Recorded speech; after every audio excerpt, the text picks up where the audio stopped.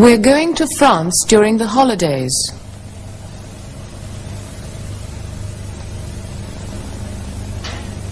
When will the car be ready? Would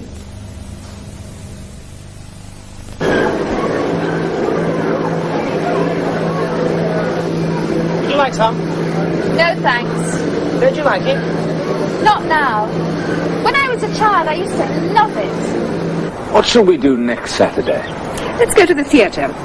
We haven't been to the theatre for years. We used to go to the theatre every week. Yes, when we were first married. When will our tickets be ready, please? Your name, please. Smith. By 4 o'clock this afternoon, sir. Could you call back? Well, no, I can't come back today. When can you pick them up? Not till Thursday. Oh. It's too long, I'm afraid. We can make it shorter for you, madam. How long would it take?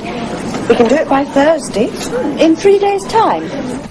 It's a pity George isn't here. Oh, sorry. It's all right, Anne. I don't mind. We're not married anymore, but I can still talk about him. Yes, it's a pity because George was very good with cars. Problem was he wasn't very good with people. And he wasn't a very good husband. So now you're single again. What's it like? Now that I'm single again... Well, when I was married, I used to cook all the time. I used to clean the flat and I used to wash clothes. Now I go out more. Visit old friends more. But George used to help you in some ways. Yes, he used to help me when he was at home. But he wasn't at home very often. And I used to wait for him. When I was married, I used to be a very weak person, Anne. And now you're not? No. Now I'm strong. Ah! I need a strong person. Oh? I want to push the car to Gosport's garage. It's not far. All right. I'll help too. We must have that car during the holidays. Fred isn't like George. He's always at home and always tries to help. I wish he wouldn't.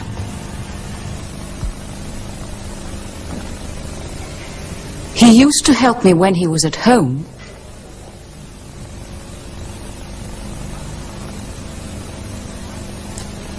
When I was married, I used to cook all the time.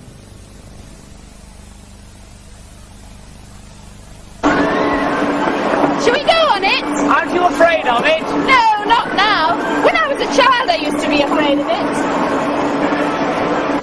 That's all the E's. Spain, France, Greece, America, Germany. Yes, when I was a child, we used to go to Brighton. Now people seem to take their children everywhere. The garage says the car will be ready on Thursday, so we can have our picnic on Sunday. Oh, good.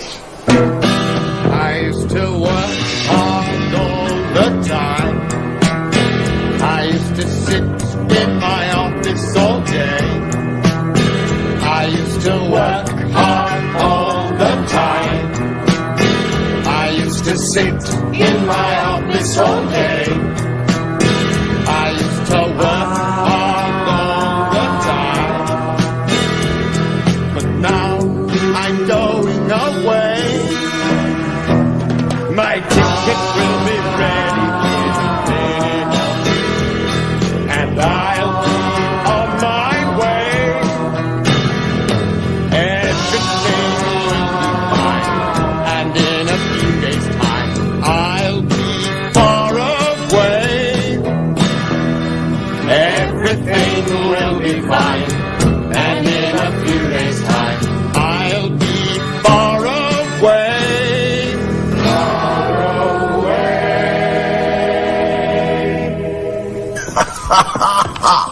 There, it's finished. What is? The plane.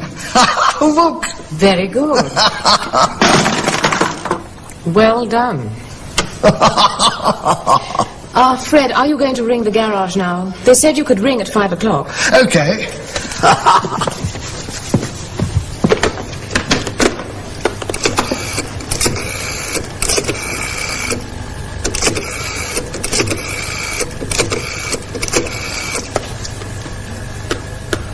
Hello, Gosport's Garage. This is Mr. Bennett. I brought my car in this morning. When will it be ready, please? Pardon? Oh, yes, all right. They're putting me through to the service department. Hello? Yes, my name's Bennett. That's right. When will my car be ready, please?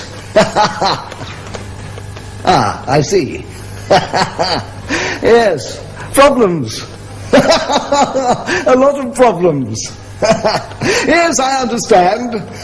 Okay, thank you. Goodbye. When will it be ready? Well, by Thursday. Not till Thursday? That's all right, Anne. You're not going on holiday till Friday. Yes, that's true. So it'll be ready in 3 days' time. Well, no.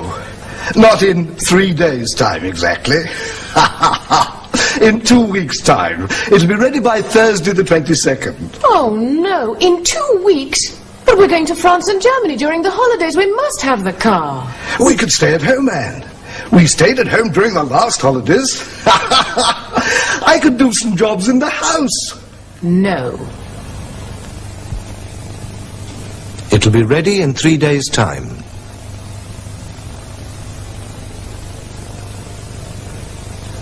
It'll be ready by Thursday.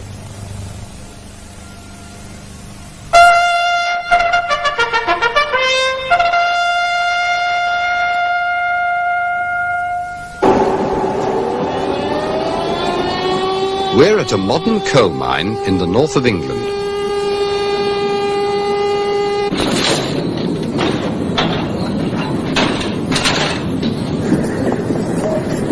These men are finishing their 8 hours' work, their shift, as it's called. Look at these old photographs. Washington looked like this 30 years ago.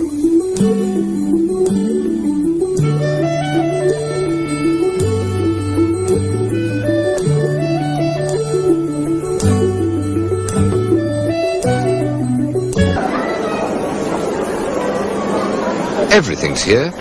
Plenty of shops, the library, the health centre, everything for all ages.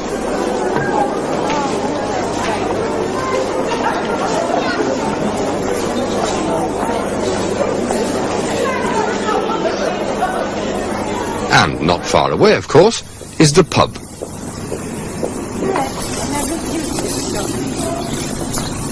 Let's meet a Washington family who live in Albany Village. I'm Veronica Madison, and this is my husband Ron. We have a son Paul and a daughter Linda, who is living away at the moment. We live in Washington, in Albany Village. For breakfast ready.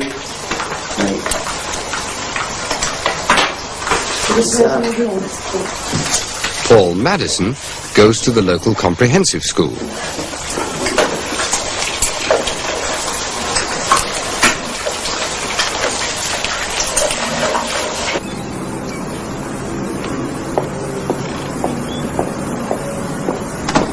His parents leave the house together in the morning to go to work.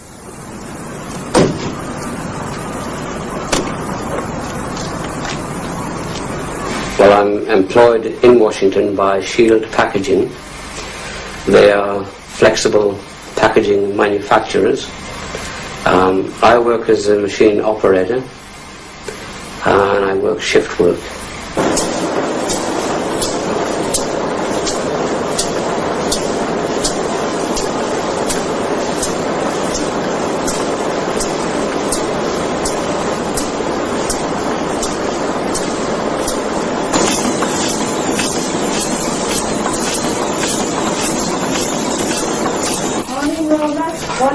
While Ron is at the factory, Veronica is in the shopping centre, but she's working too. Can I help you, please? I want a pen, please, a black pen. Huh?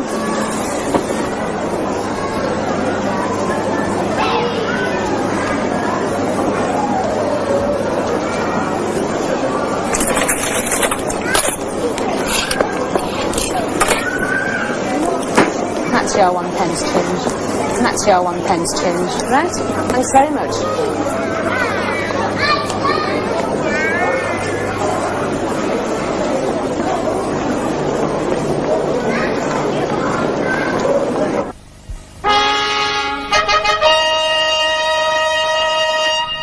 And now, the most important things from today's program. They were... We're going to France during the holidays.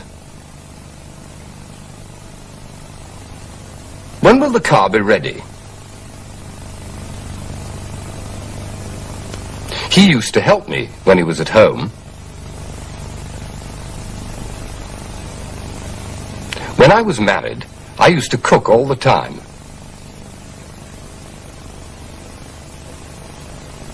It'll be ready in 3 days' time. It'll be ready by Thursday. It's all right, Anne. You can use my car during the holidays. Oh, can we really, Sally? Thank you. Thank you. That's very good of you, Sally. That's really very nice. And when we come back, I'm sure there'll be something I can do for you. No. No, thanks, Fred. Thank you very much, but no.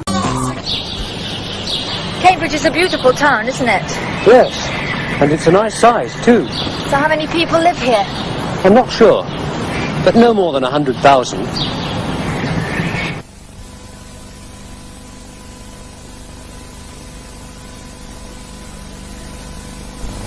Hello. Today, you'll hear people talking about the places they've seen and the things they've done. You'll hear people talking about our week.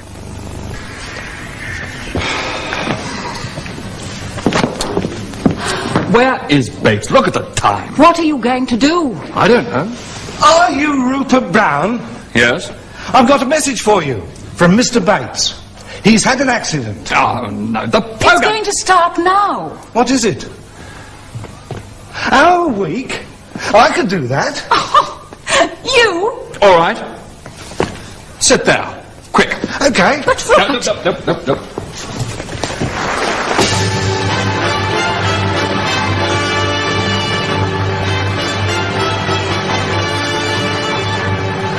Good evening, and welcome again to our week. And with me this week are... Mavis Smithers, hello. Hubert Hardcastle, hello. Me? Sid Wallace. Hello. Good. Mavis, where did you go and what did you do this week? I went to see Congratulations. It's on at the National Theatre. Gertrude Gordy is in it. She's a nurse, and she's very, very good. Good Gordy. Yes.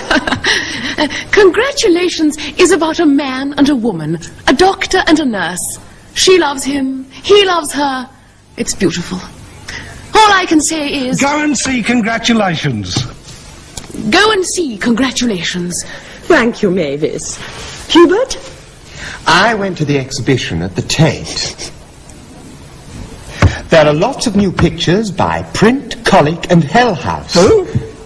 Print, Colic and Hellhouse. Very well-known artists. On the ground floor, in the first room, there's a wonderful picture by James Print, My Daughter. The daughter of James Print? She must be a misprint. Well, Mr. Wallace? Sid! Sid, what did you see this week? A football match. I went to see Chelsea at Stamford Bridge.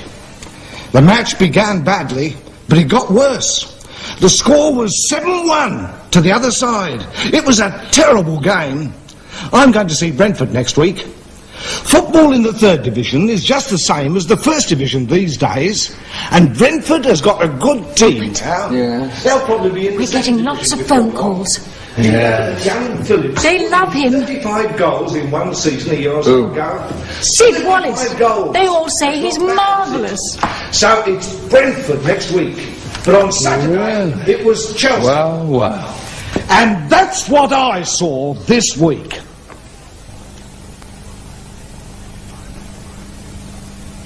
I went to the exhibition at the Tate.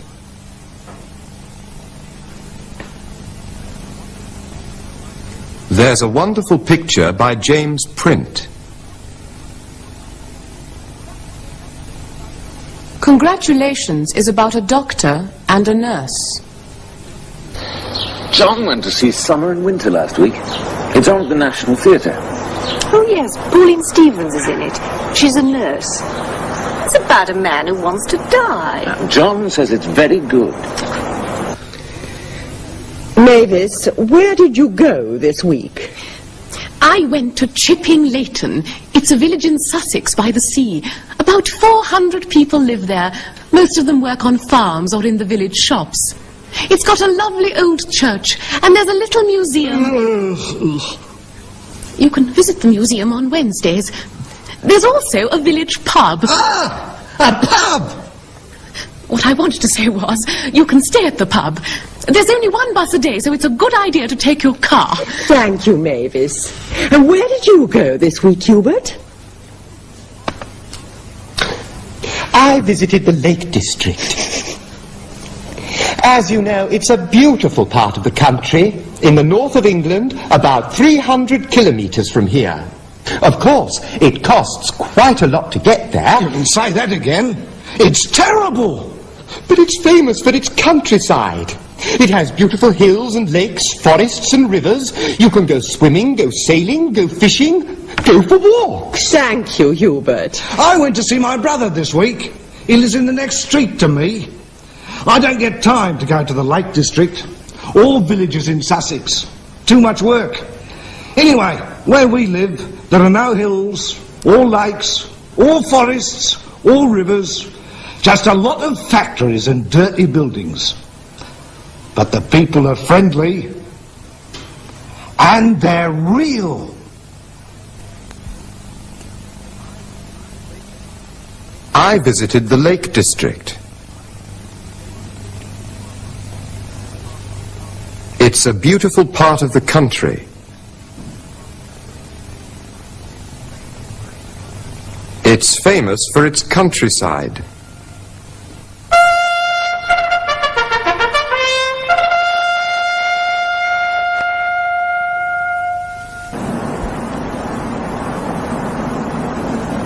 This is Edinburgh, the capital city of Scotland.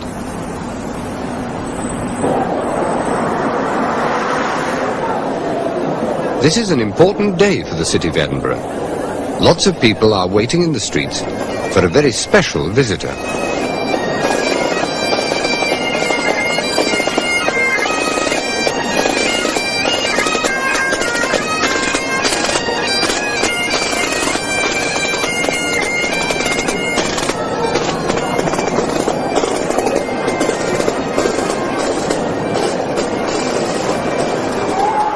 And here comes that special visitor.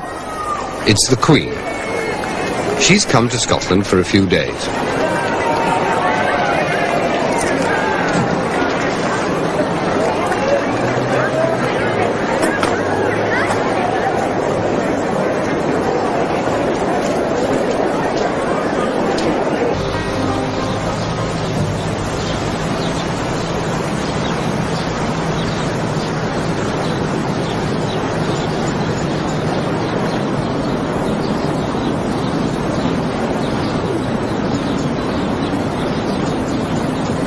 If you go to Edinburgh, you must take a walk along Princes Street.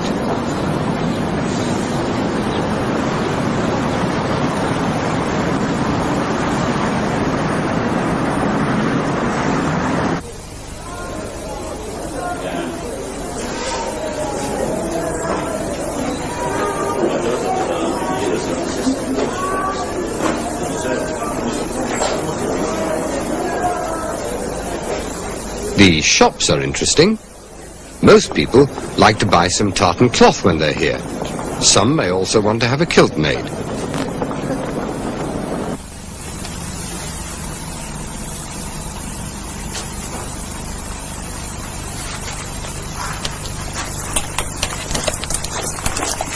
Stop too low, John.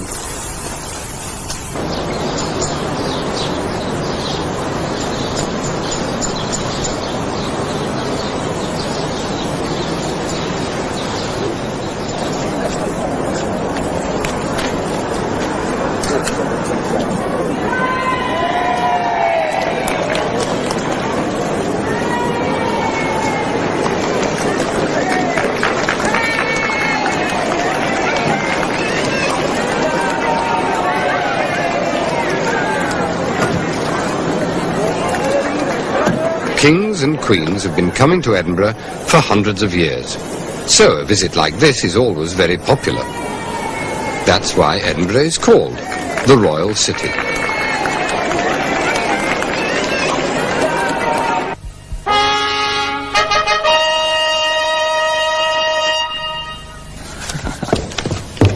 Rupert, either he goes or I go. Me too, Rupert. He goes or I go. And me. And to end the programme, here's what we learnt today. I went to the exhibition at the Tate. There's a wonderful picture by James Point. Congratulations is about a doctor and a nurse. I visited the Lake District. It's a beautiful part of the country. It's famous for its countryside. Well, it was them or you, Sid. Good luck. Thanks.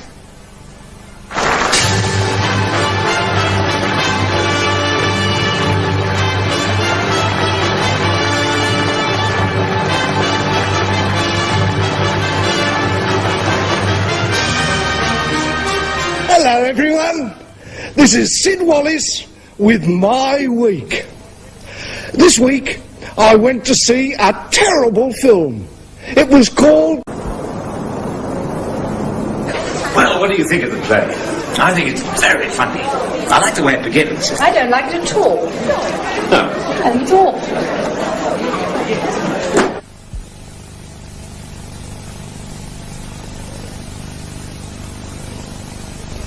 Hello.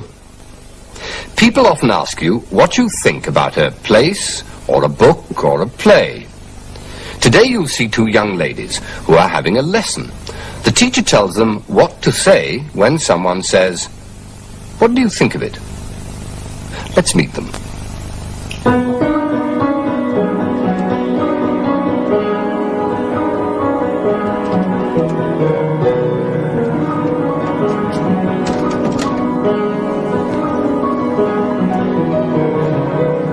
Good morning, girls. Good morning, Miss Prim. Sit down, please. Your mother tells me you have a problem, girls. You cannot talk to people, to men.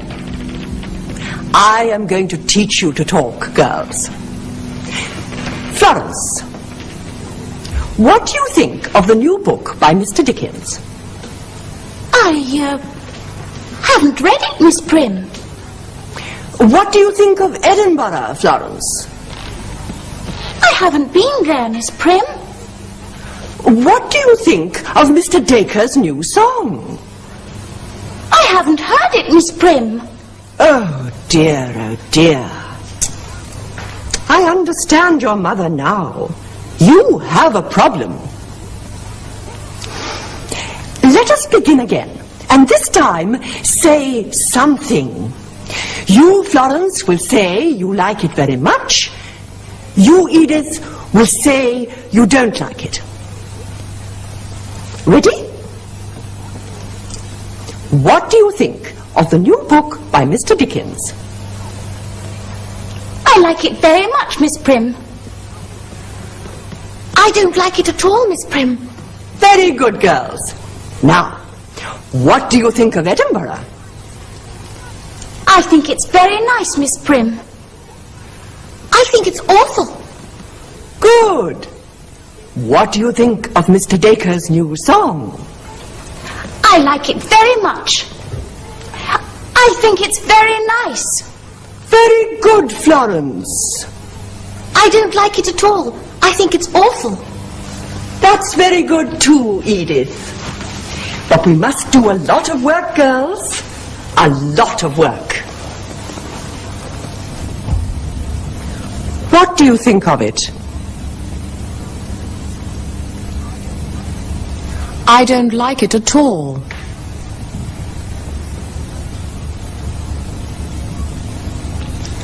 I think it's awful.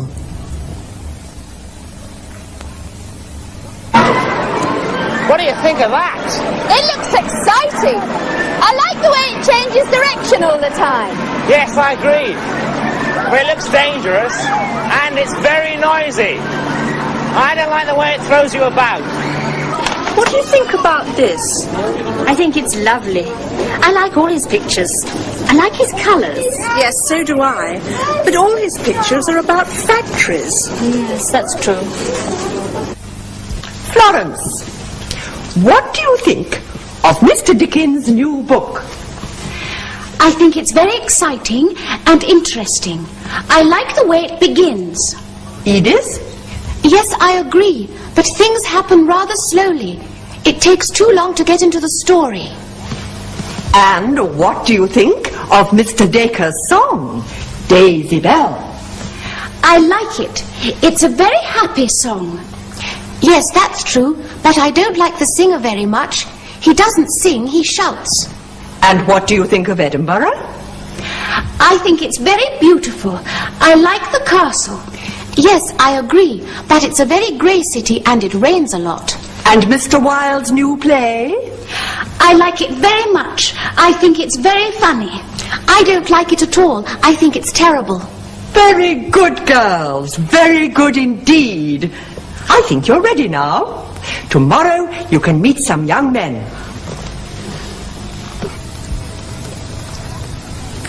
I like the way it begins. I think it's very funny.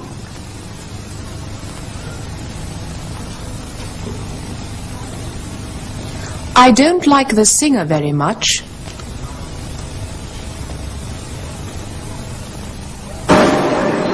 What do you think of the popcorn? It's very nice. I like the flavour. Yes, I do. But it's almost too sweet. And it's bad for the teeth. It's too hard. What do you think of this? It's a beautiful camera. And it's easy to use. It's automatic. You don't have to adjust it. Yes, that's true. But it's expensive. And it's very heavy. Yes, perhaps it is. Yes. What do you think of Akeborn's new play? I think it's very good. It's very funny. Yes, I like it too. But it's very like his last play. Yes, I enjoyed that one. What do you think of the music? I haven't heard it before. I like it very much. I think it's very nice. Well, I don't like it at all. What do you think of the people? I haven't met them before. I like them very much. I think they're very nice. Well, I don't like them at all. What do you think of the wine? It tastes very good to me. I like it very much. I think it's very nice. Yes, I agree.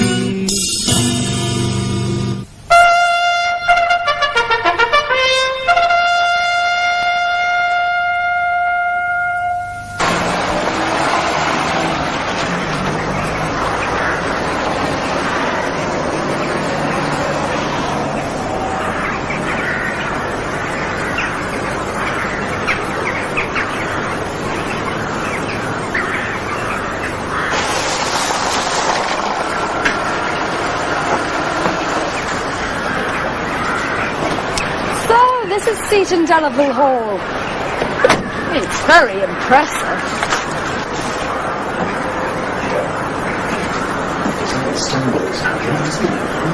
Yes, but the pillars are strong enough, aren't they? I wonder how many people walk down here.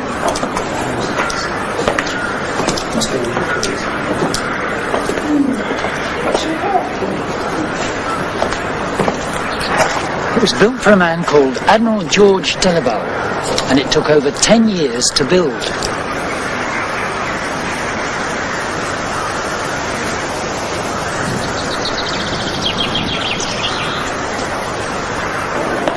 Excuse me, are you going to the banquet? Yes. Are you looking forward to it? Yes, some of our friends have been and said they enjoyed it, so we thought we'd come along. We really are looking forward to it. We had to book our table 6 weeks ago, so it's obviously popular. Thank you. Enjoy yourselves. Thank you. My name is Bill Midgley. I'm the manager and producer for the medieval banquets at Seton Delaval Hall in Northumberland. Part of my duties is also to compare and direct the show that we present every evening. A medieval banquet is basically wining and dining and being entertained in the style of our forefathers. There was no cutlery in those days, so we only use a dagger and our fingers, which are much more practical, I feel, than a knife and fork on these occasions. The first course, we call it a broth, a baron's broth. It's a very nice soup indeed. There's nothing tinned or anything like that here. It's a very nice soup, and we have a specially prepared bread, which people, we don't use spoons, you see, so you tear the bread off, and you dunk it in your soup and eat away. It's very nice indeed, I love it.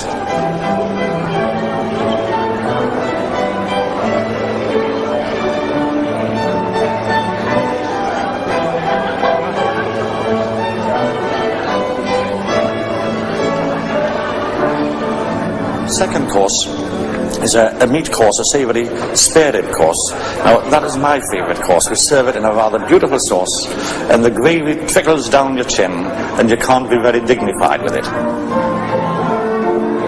All of the courses really are presented in a sort of theatrical style, with the audience taking part. And the whole thing adds up to a rather pleasant evening with good food and wine, because mead and wine are served throughout your meal.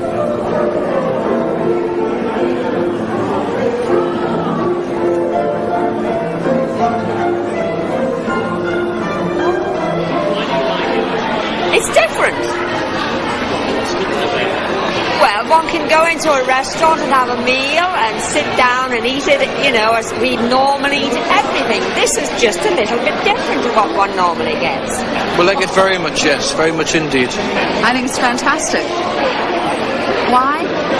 It's away from the modern restaurants. It's part of the past, something you never see, and it's not a frozen TV dinner. Well, it makes you go back in time and think what it must have been like in King Henry's day. The food is fabulous and the entertainment is wonderful. Just the whole thing. I can't pick out any one thing that I like more than the other. We brought a friend from Portugal. Showed him a little bit of old England.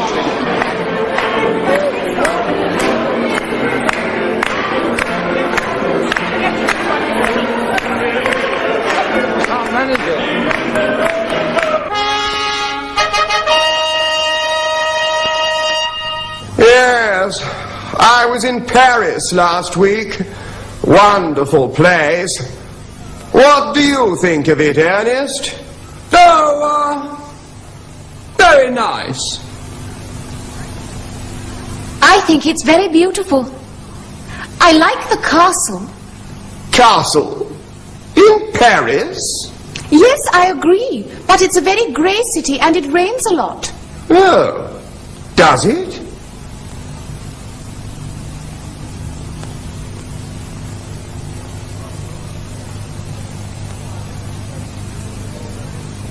You're very sporty today, Walter.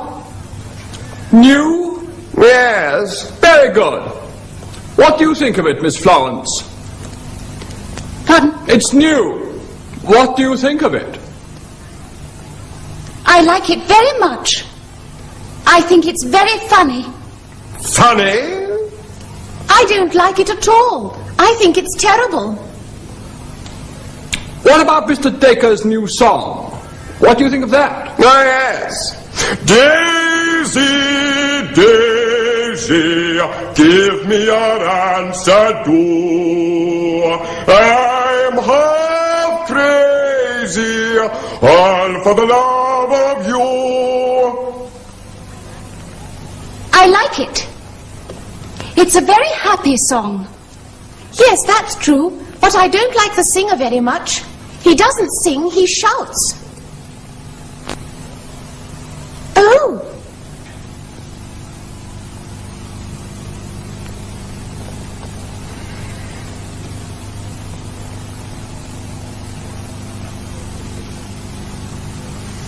Mr. Dickens' new novel. What do you think of it? I think it's very exciting and interesting. I like the way it begins. Yes, I agree. But things happen rather slowly. It takes too long. Well, is everything all right, girls? Well, as always, it's time for me to go through what we learned today. It was... What do you think of it? I don't like it at all. I think it's awful. I like the way it begins. I think it's very funny. I don't like the singer very much. Very nice, my dears. I hope you'll be very happy. And if you have daughters, teach them to talk. Double room, please. With bath? Oh yes, we must have a bathroom. And for how long? For 10 nights. We prefer a room with a view. And you can't pay more than £10 a night? Well, we don't want to pay more than that. Here we are. Just what you want. Does the price include breakfast? Yes.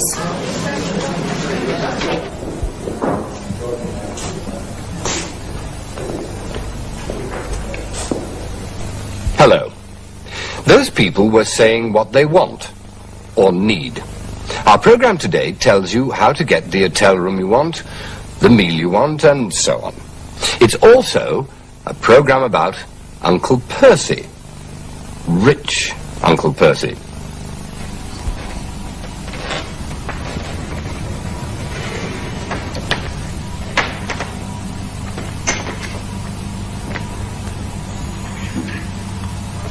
There's a letter from my Uncle Percy. Uncle Percy? I don't remember him. Was he at the wedding? No. You haven't met him. And the family don't talk about him. They don't like him. Oh. Why? Well, he's very rich, but he never spends any money. Oh. Oh, no. He's going to visit us. Good. Good? You don't know Uncle Percy. Oh, I could tell you some stories about him. Go on then. Tell me. Well, there was a time he went on holiday.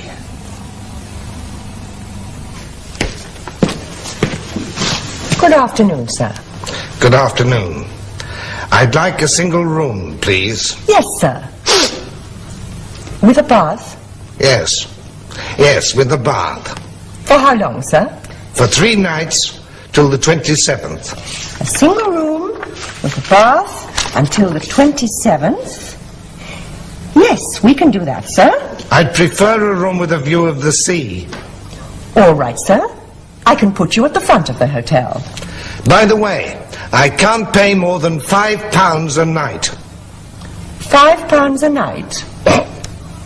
£5 a night?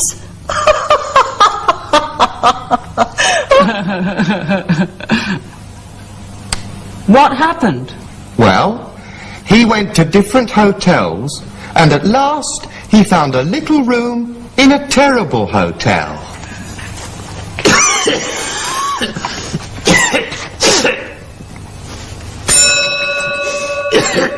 My room's too cold.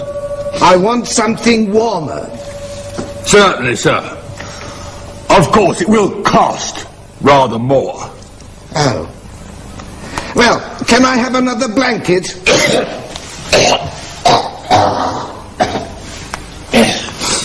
Here we are. Thanks. That is 50p, please. And that's my Uncle Percy. Oh dear. I'd like a single room, please. I'd prefer a room with a view. Can I help you, madam? Oh, yes, please. I want a dress size 38. Something not too light. For the daytime, madam? Yes. Have a look at these, madam. Oh, by the way, I didn't want to pay more than £15. These aren't expensive, madam. What do you think of that? Can I have some popcorn, please?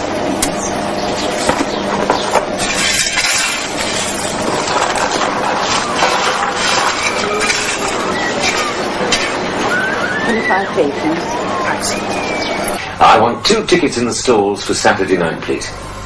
Yes, this Saturday. Oh. Well, they haven't got any. They've sold out. Oh, Monday. Ask about Monday. Do you have any tickets for Monday? What shall we take for the picnic? I'd like a chicken salad. Yes, okay. Good idea. Your Uncle Percy can't always be like that. Oh, yes, he can.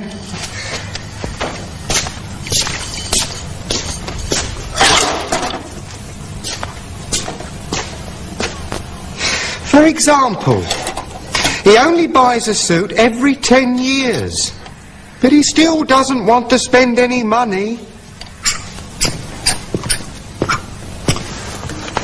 Good morning, sir. I want a suit, please. Yes, sir, I can see that. What kind of suit do you want, sir? I'd like a dark grey suit. Dark grey, yes, sir. Size? Size 38. Very good, sir. Here's a nice dark grey suit in 100% wool. Yes, I like that. A very good suit, sir. And only £170. How much? £170, sir. I don't want to pay more than £30. £30 for a suit? Yes, no more than £30. Have you got something cheaper? But of course he couldn't get a suit for that. Oh, yes, he could. That'll do. Here you are, £30. 1, 2, 3. So, if a strange-looking man comes to the door, that'll be my Uncle Percy.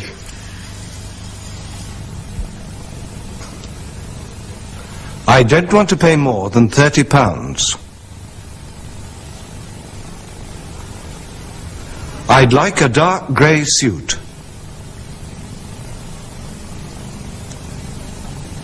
Have you got something cheaper?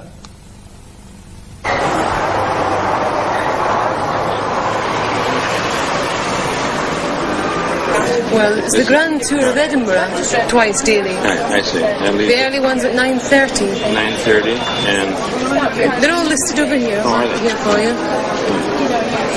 And the next one is at 1:30. And they last 3 hours. About 3 to 3.5 hours. Thank you again.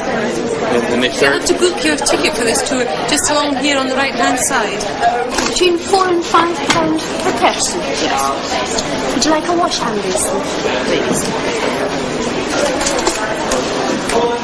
Is it for one night or? One night. Your last name, please? K-R-O-H-N. K-R-O-H-N. Your nationality? United States, USA. It's 25 pence for the booking fee, please. Give me 25 minutes. All I have is £10. Lucky you have. So, we're right here, right beside the station.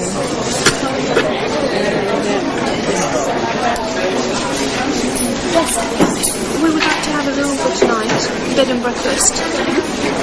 Between £4 and £5 for a guest house bed and breakfast. Yes. Is it just for tonight? We think so, yes. And 2 want 2 beds in the 1 room? Hello, Mrs. Murray. Tourist accommodation here. Do you still have a single room available, please? Have you? Oh, great. Well, can we take one for 2 nights, please? No, that's just What's your charge, please? £5. So you want to go up to Princes Street, turn left, and it's the 3rd on the right. Oh, yes, I see. You can take this map with you if you want. Can I help you? Je ne parle pas l'anglais, je suis français. Vous comprenez français? Oui, je parle un peu. Très bien, merci beaucoup.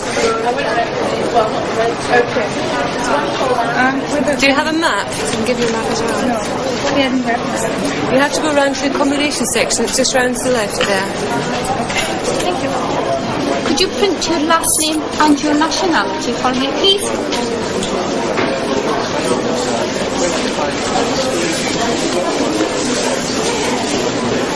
It's lovely. 25 pence, please. We put you in with Mrs. Kay of number 5 Millerfield Place. This is the telephone number, and it's £4 each for bed and breakfast. Okay? Yes. I'll just show you where Millerfield Place is, yeah? It's not actually marked on the map, but it's that road there. And this is where we are now. Okay? Crone of the USA, please.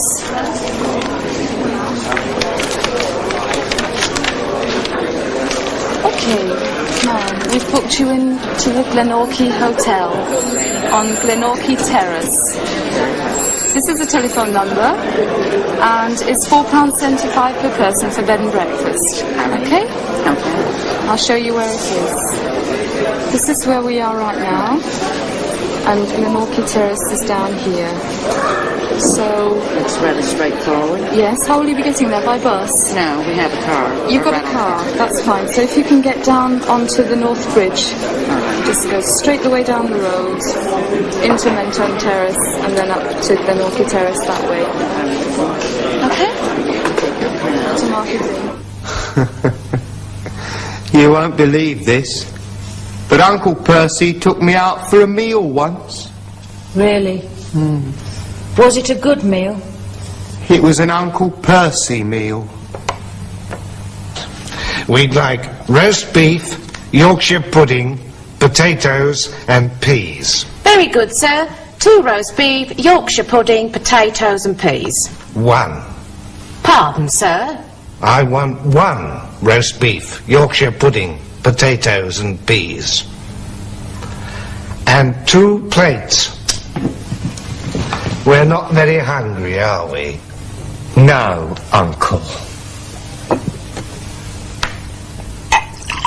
He's funny. Well, yes. Sad but funny. When's he going to visit us? He doesn't say. I'll visit you soon. But he won't come if it costs too much. Perhaps he'll get a cheap day return ticket. All right, I'll go.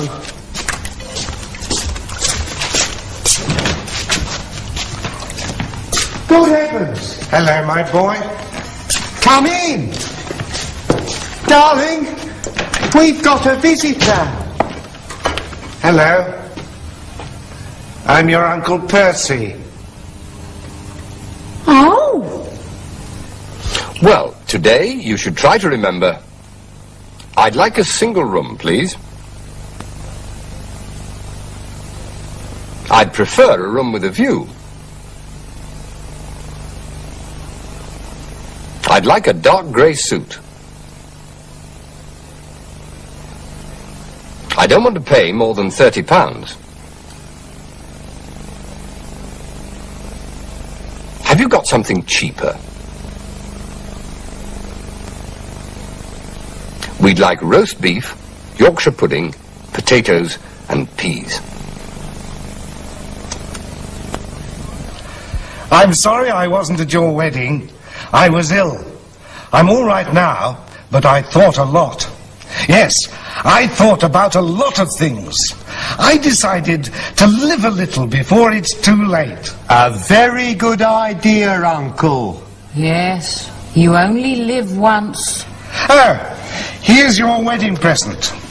I hope you don't mind money. I didn't want to buy the wrong thing. Oh, money's fine, Uncle. Thanks very much.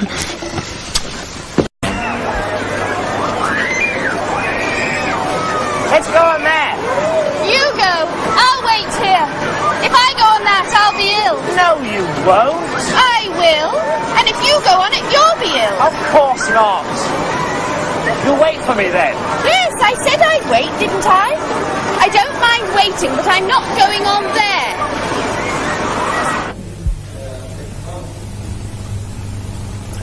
When are you going to see him again? I won't see him tomorrow because he's in Liverpool. I have some questions for Cedric. Yes? He is in the other world. I see. My questions are, can he hear me and see me? Will I see him again? I will ask him. One moment.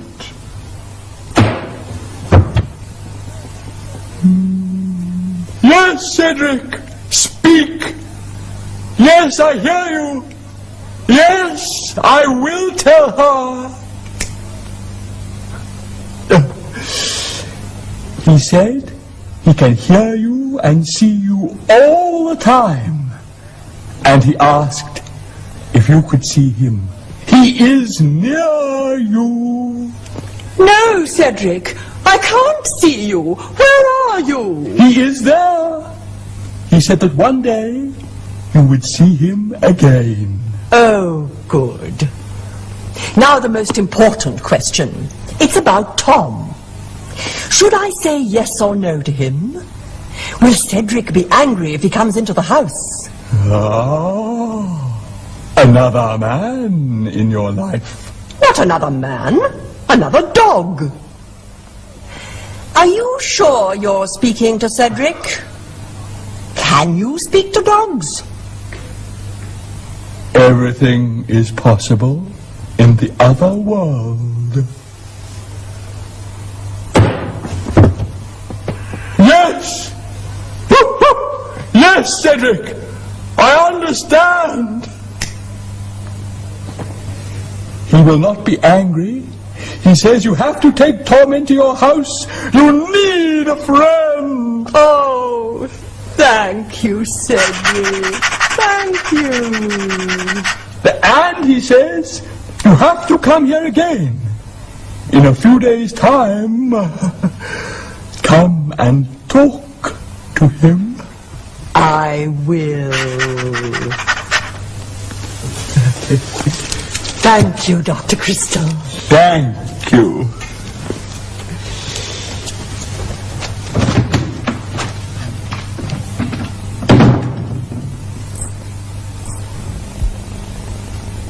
He said he could hear you. He said that one day he would see you again.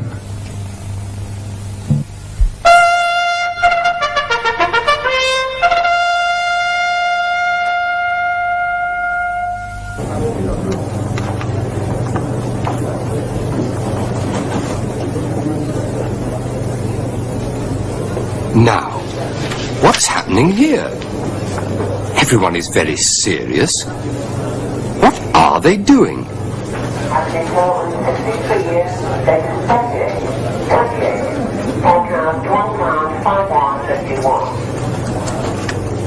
Ah, today's racing.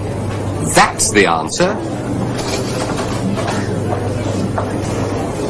They're trying to decide which horses will win today. We're in a special kind of shop where you can bet on horses. It's a bookmaker's or betting shop, as people call it. In Britain, betting is big business. These are the names of the horses. And here at the racecourse, miles away from the betting shop, are the horses themselves.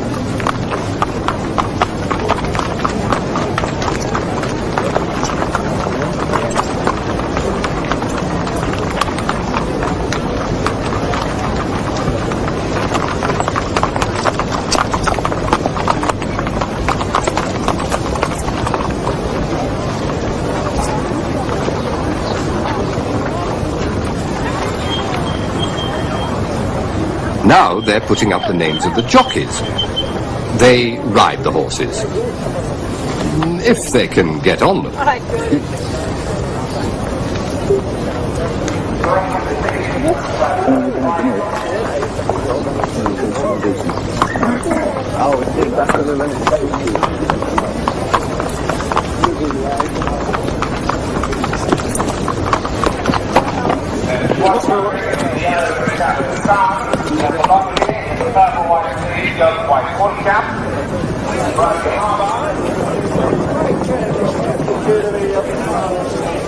These are other bookmakers, men who take bets at the racecourse.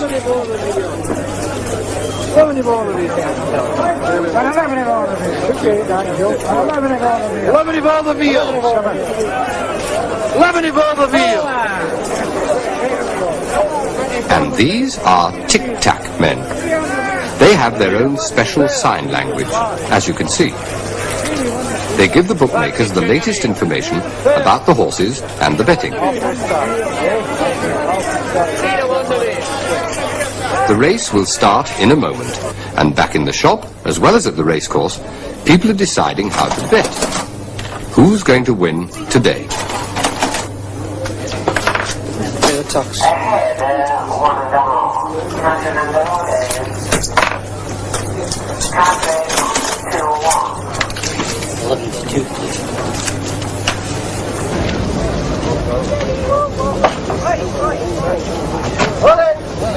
Nearly ready, and they're off!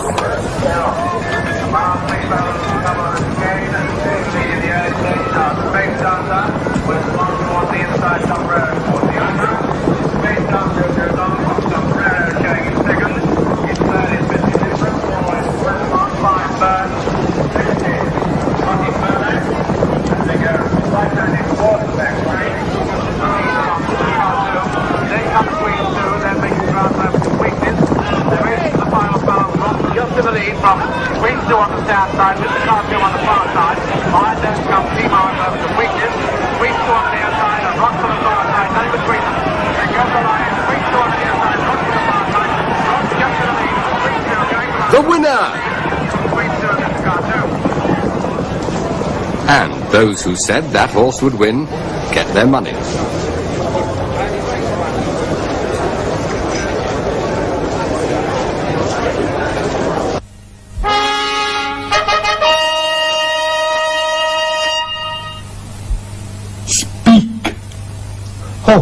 Right.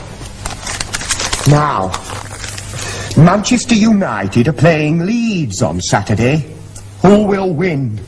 And who will win at Everton, Ipswich? Young man. Yes? I will tell you about your future, but not about games of football. Oh. I wish I could, but I can't. Oh, all right. Cheerio. George!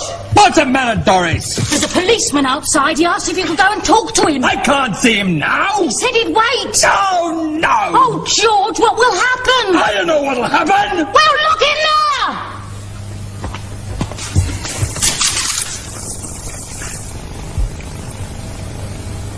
He said he'd wait. He said he'd wait. Today, I hope you understood. When are you going to see him again? I won't see him tomorrow because he's in Liverpool. He said he could hear you. He said that one day he would see you again.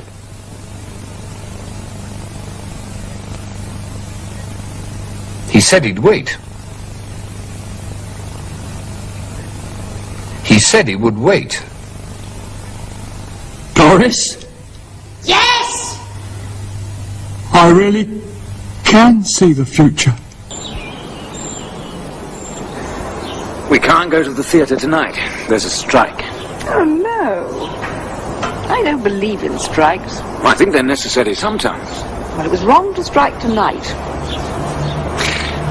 Well, she'll have to think of something else.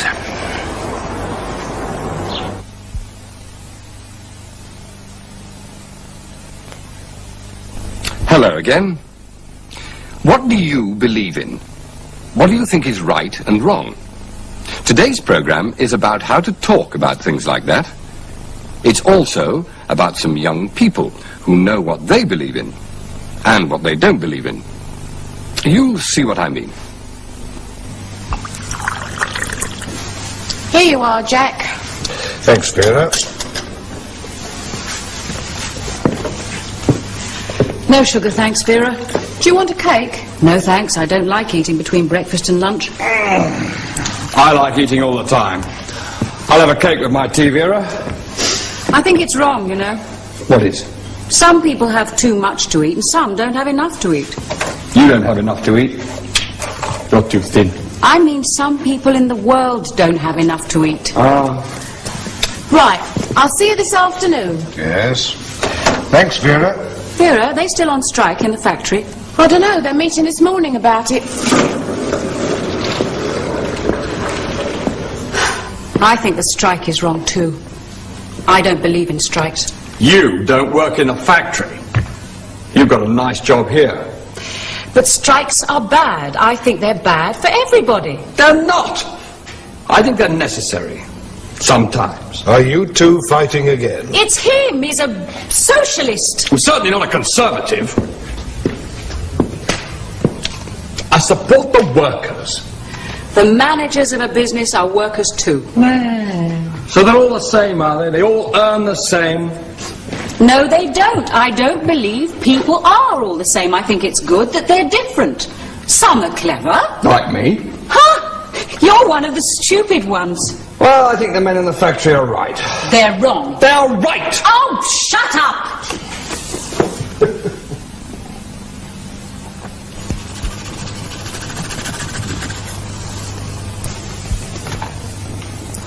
I don't believe in strikes.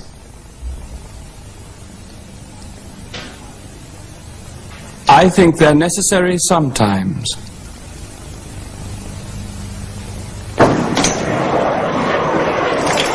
I'm afraid we'll have to wait. There's a strike. Oh, no. I think it's wrong for people to strike. Well, it's not always wrong. Sometimes it's right. But our holiday, we'll miss the plane. Come on.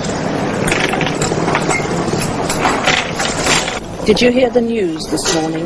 I never listen to the news. Why? It's always bad news. But it's always true. Yes. Sometimes good news isn't true. But bad news is always true.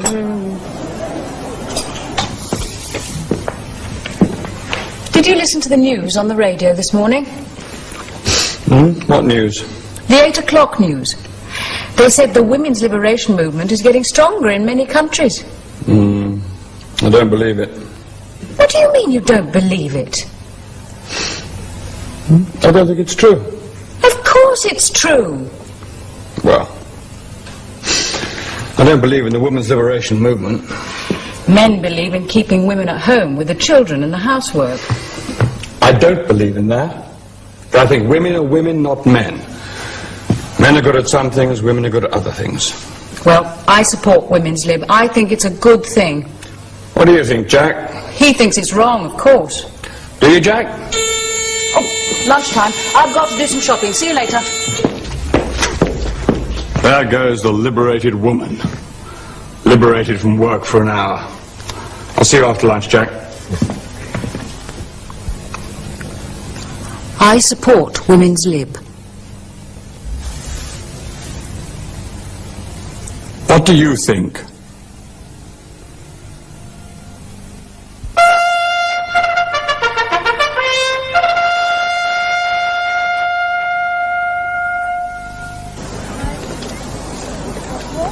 Oxclose School is in Washington, a new town in the northeast of England.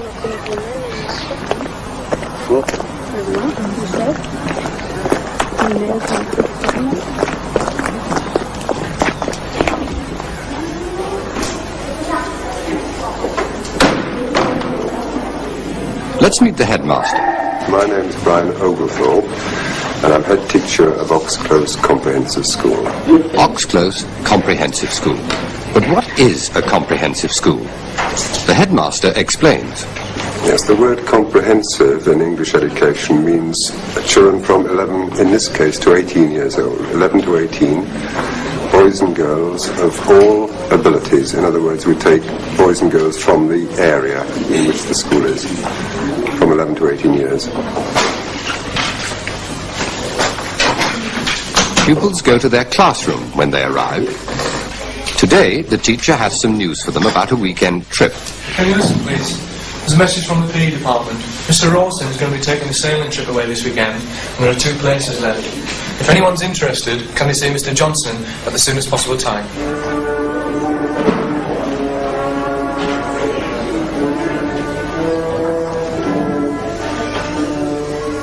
A lot of the school is open plan.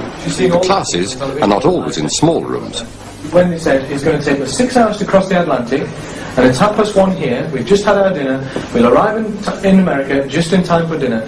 Poor Miss Pringle was so confused. But as the headmaster explains, the school has one rather special hall. When Washington Development Corporation developed the new town, they set up in each village a village association to encourage community spirit in the villages. In this case, they built the hall for the community association within the school. And this seemed to me to give an opportunity to the local community to use the school premises as well as their hall. So in fact, there are premises like the sports hall, the theatre, the restaurant, which are extensively used by the local community, including the church. Right, will everybody stop what we're doing? Will you come round off this table, please? Everybody, except the 2 boys. Okay? Will you all come round here, please? Or just keep it like that, okay? Cooking is a popular subject for boys as well as girls. Right. Now, shortbread. I would like you all to make today a shortbread cake.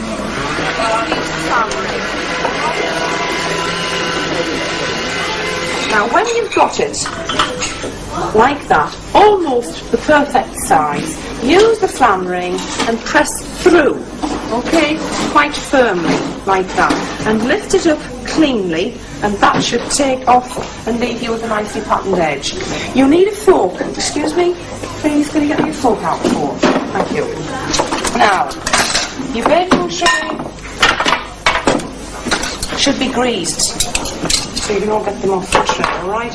Lift them up, one might do, yes it will.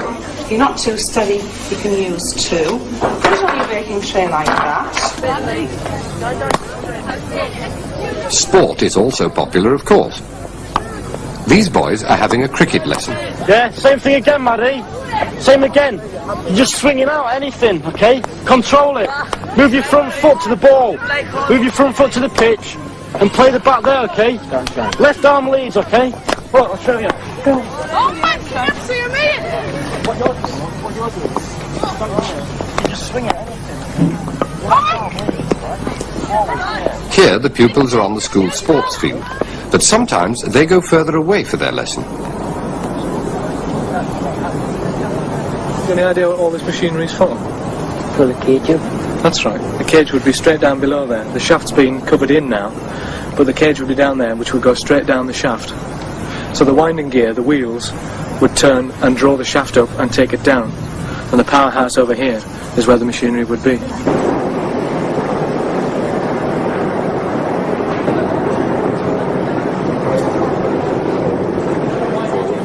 You need to click there, or just knock the click there, that's it. Knock that over, that's it. Now just press your green button in. There you are. Now just... That's it. Now that would be the man from down below, bringing him to tell him to raise it. You may just want that in. You know, that would be it. The man up here went by what signals he received from down below. His school days are interesting, but will a pupil like young Paul Madison get a good job later? In the northeast of England, his future is far from certain. The new town does attract new industry. and new jobs are created, and certainly local boys and girls are given first bite of the cherry, may have more opportunity.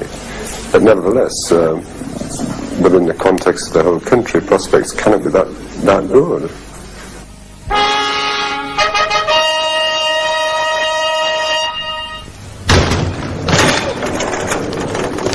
They've had their meeting in the factory. They're not on strike now.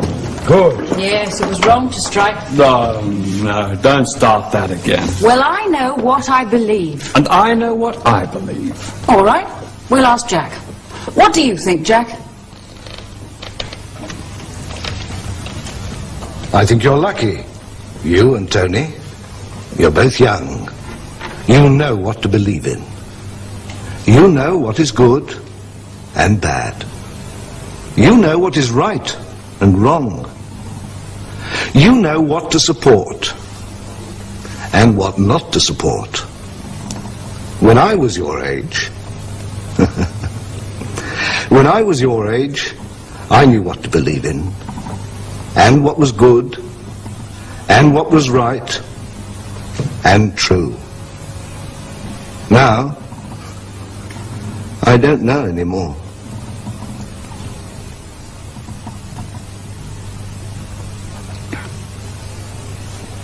But are you a socialist or a conservative?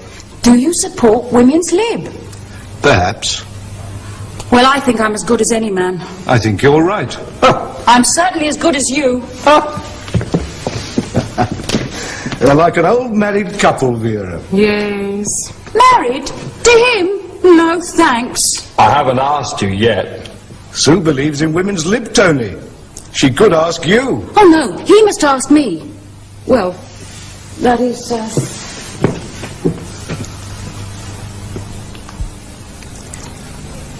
I think you're right. It was wrong to strike. Today, I hope you understood it was wrong to strike.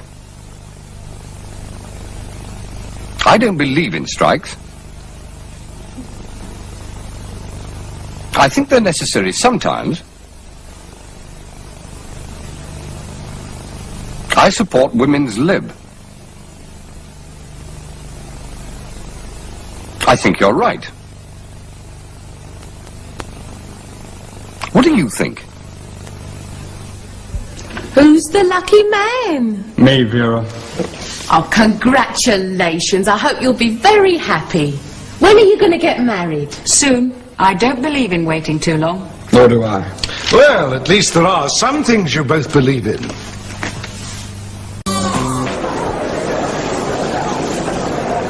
They look tired. Perhaps they're tired because they've waited here all day. Or they've come a long way.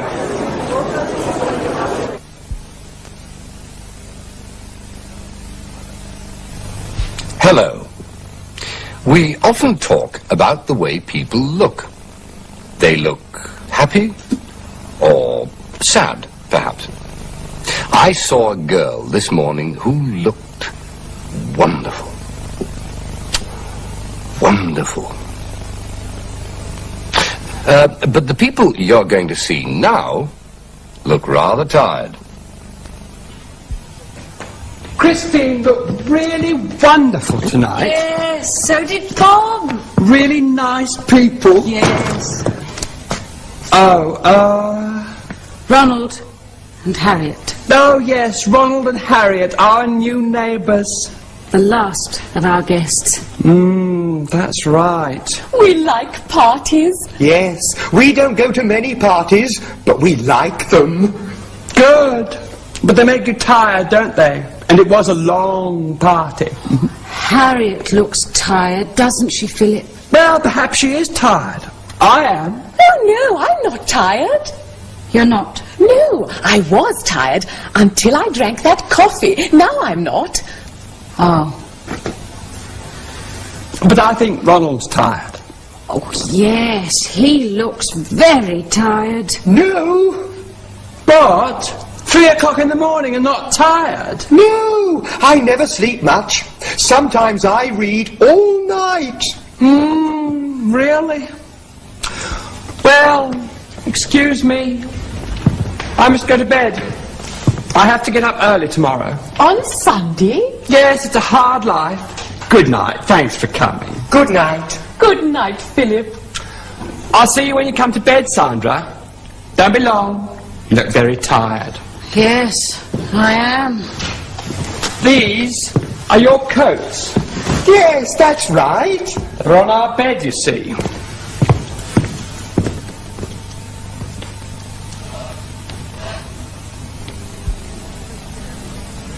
Christine looked really wonderful.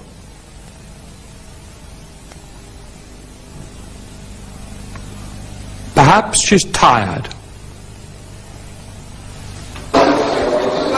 She looks nice. Very nice. Girls in uniform always look nice. So do men. Look, he looks very nice. Mary's 28, isn't she? No, she's 31. Oh, I don't think so, Barbara. I don't think she's 31. She doesn't look 31. Well, not always. She looks 31 when she's tired, of course. Anyway, she's very nice. Oh, yes, I agree. She's very nice. Always. Always? Well, sometimes. Yes, now I think of it. Perhaps she is 31. She looked beautiful in the evening. She looked wonderful in the party lights. She wasn't tired. She looked young and happy, and she wanted to dance all night. But in the early hours of the morning, all her guests went home, and she was all alone. In the early hours of the morning, she looked so tired and so old. She looked so tired and so old. She looked so tired and so old.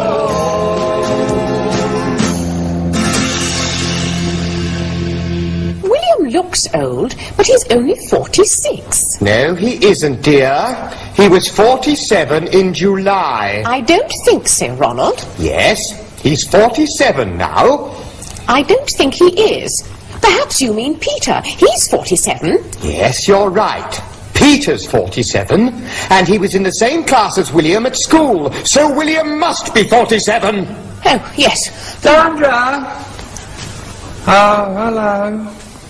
Still talking? Yes. We were talking about a party we went to. It was very good. It started on Saturday evening, and we didn't leave till Sunday night. Really? Where's Sandra? I think she's gone to bed. She looked very tired. It is nearly 3:30 in the morning. Yes, perhaps she was tired. I like the early hours of the morning, don't you? So quiet. Yes, I agree. It's quiet because most people are at home in bed. I'm making some coffee. Do you want some, Philip? No, thanks. We haven't got any coffee, Sandra. Don't you remember? We can't ask Ronald and Harriet to have coffee because we haven't got any. Ronald? Yes. All right, dear.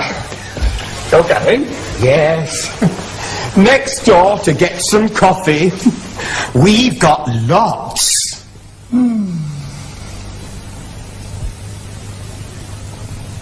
William must be 47.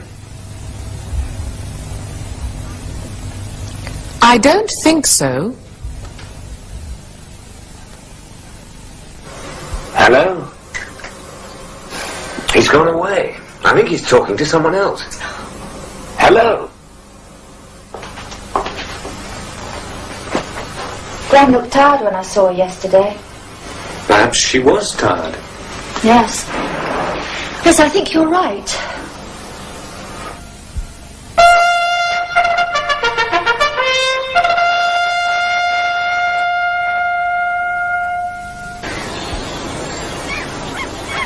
How would you like to live in a big old house in Scotland? Somewhere like this, for example.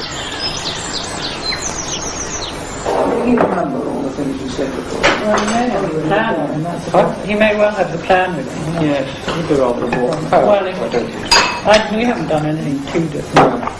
I think what we've done is an improvement anyway. Sir Gordon, would you like some chocolate? This is the home of General Sir Gordon Macmillan. He lives here with his wife and family.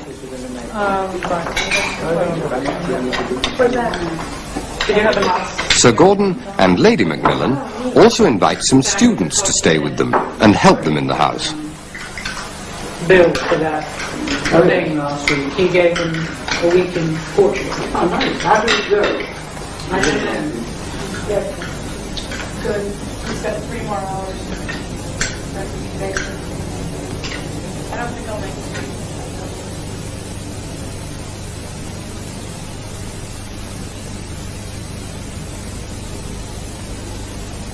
Sir Gordon used to be a soldier. There's a picture of him, in uniform on the wall above his desk. A lot of things in the house help the family to remember the past.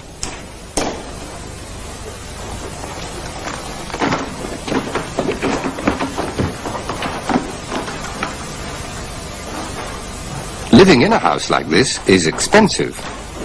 Sir Gordon and Lady Macmillan need extra money. They have lots of good ideas. My wife and I run our gardens as a small horticultural business, and we sell our produce in a shop which we call a garden centre, and we also sell it wholesale to markets.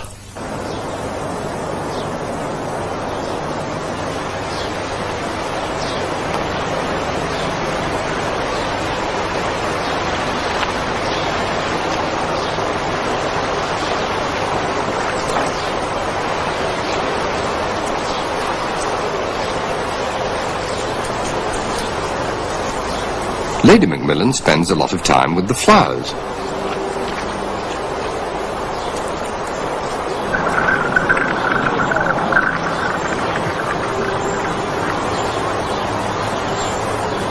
The flag over the house shows that the family museum is open. Sir Gordon's daughter is our guide. In this room, we've got some Victorian things that belong to the family, some of them over 100 years old. The photographs that are here, the Quaker bonnet, and over there, the lace and some children's things.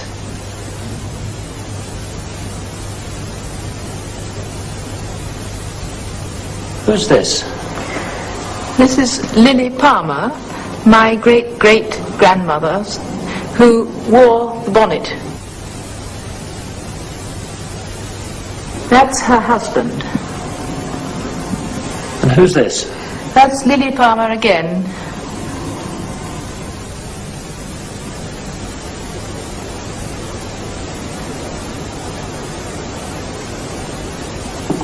And this was my grandmother's, great-grandmother's dress. And her parasol, here. And the muff that she wore.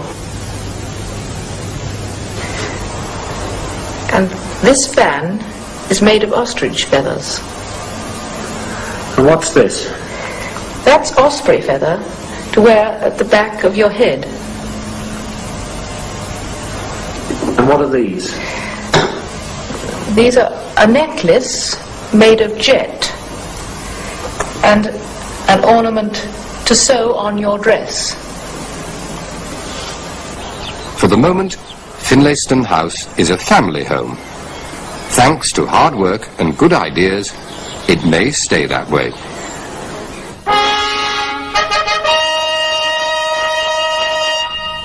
And she doesn't look English, does she, Ronald? The woman in number 14 doesn't look English.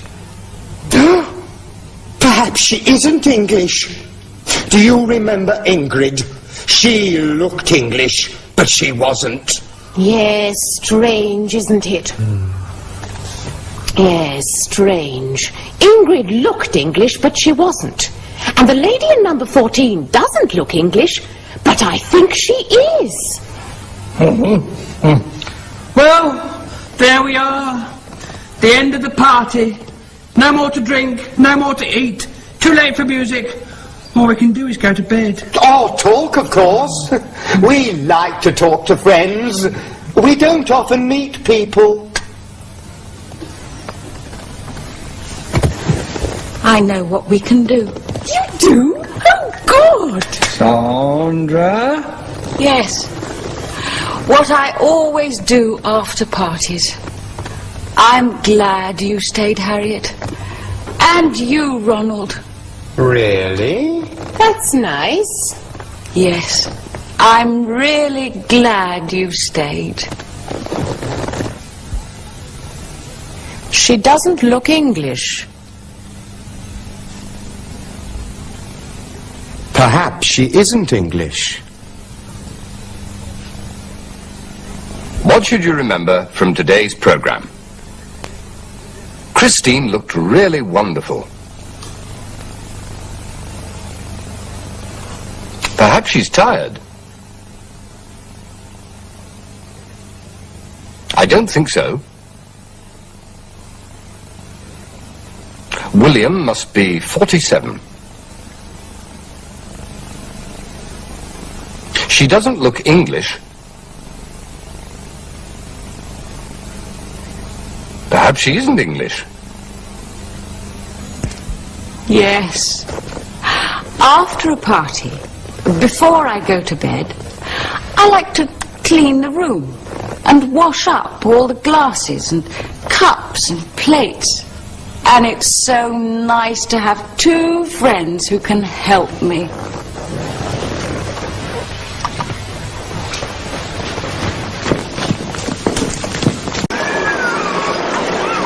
Would you like to come to the cinema tomorrow?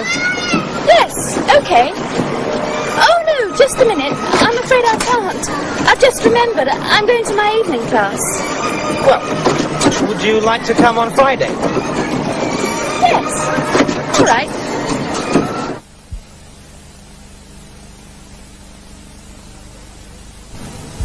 Hello. You want to invite someone to come to the theatre. You say, would you like to come to the theatre? Would you like to? That's part of our English lesson today, how you invite someone. The other part is about telling someone what to do. It's quite easy. You say something like, do this, or first do this, and then do that. Well, here's a young man who's telling a girl what to do, but he's also inviting her to the cinema. Right, it's ready. Can I show you what to do? Okay. Are you going to watch, Pam? Yes, in a minute. I'm going to leave it here for a week. Use it as much as you like. Okay. My name's John, by the way. Hello. And you're? Sarah. And I'm Pam. Hello. Well, first you open this, then you put in the paper. Can I use this for a moment? Yes.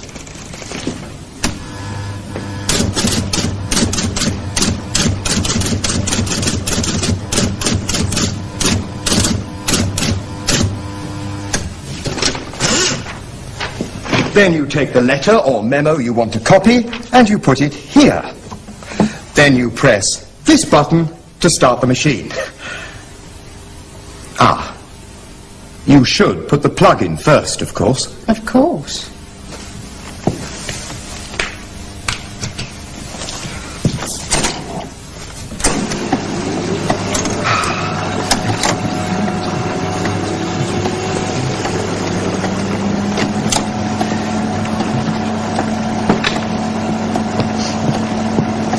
Can you go and see Bob for a minute, Sarah? Yes, excuse me.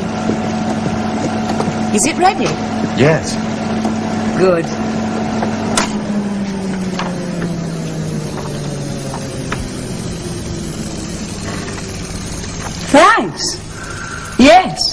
I'd love to come to the cinema.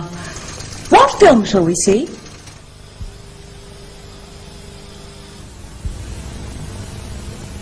First you open this.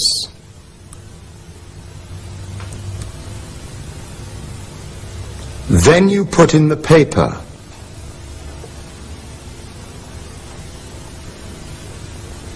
You should put the plug in first. First you turn it on, then you put it to automatic. Now what should I do? Now you should set the clock.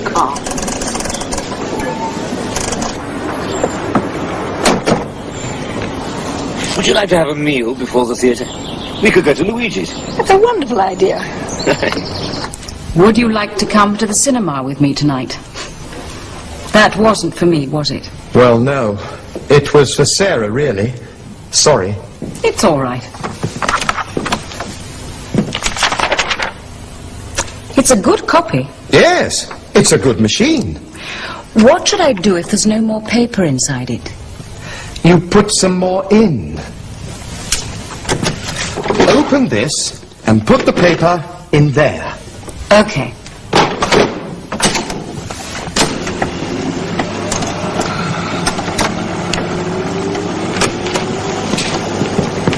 I brought Bob to see the new machine. Hello? It's very good, look. Yes. Pardon? I'd love to come, thanks. Oh, sorry, Bob, that's not from me. No? It's from me. You? What is it? Would you like to come to the cinema with me tonight? I'm afraid I can't. I'm going out tonight. Or I'm staying in. Or something. What should I do if there's no more paper?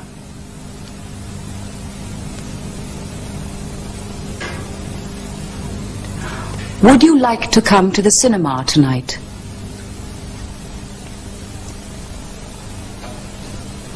I'd love to. I'm afraid I can't.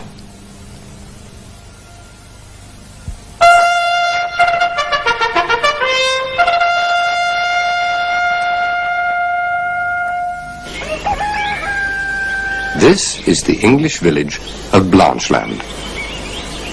It's a long way from the business life of the city.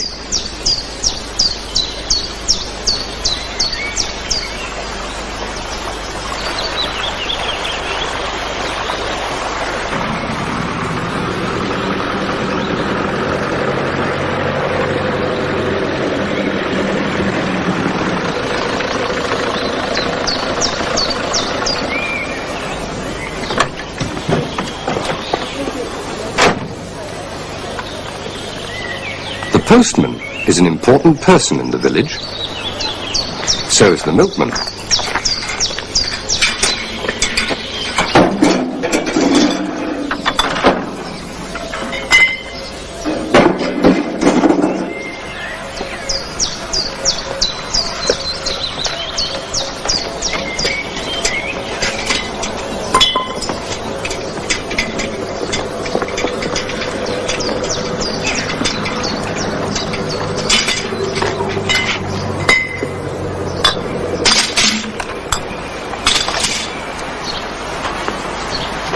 And here's the lady who runs the village shop and post office.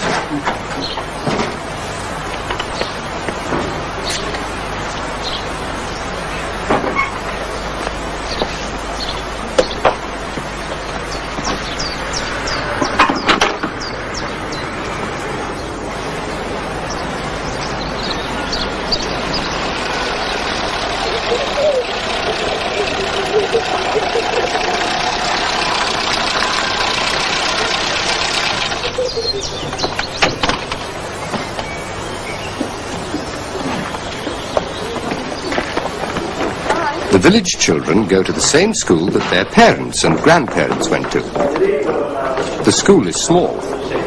There are only 14 pupils and 2 teachers.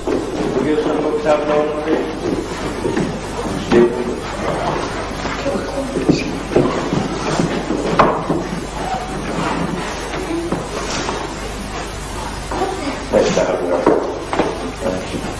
morning. Good morning, Mrs. Beatty. Good morning, Mrs. Richards. Right, start to number 6. You want to know very well. Heavenly Father, may thy blessing. Ready?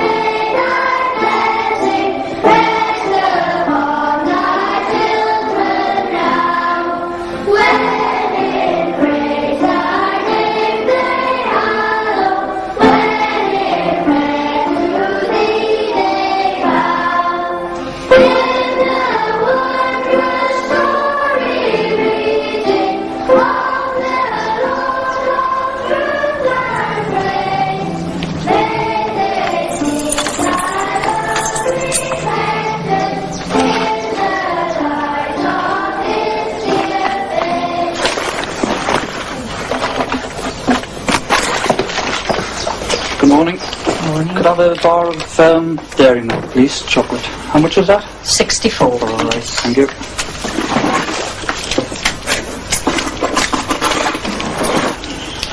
$65, $70, $80, $90, $100. Lovely, thank you. Cheerio. Bye. My name is Stanley Beatty, and I'm the headmaster of this small village school in Blanchland, which is in Northumberland. And I have one teacher in the school, Mrs. Richards, who takes the younger children in the school. How many? 7. About 7. Did you keep them? I put them back. That's a good boy. You're too small. Did you say you've been off with the pigeons, Roger? Where did you take them to? Concert. Was it my line and brother? It was raining last night. Pardon? It was raining last night. Was it?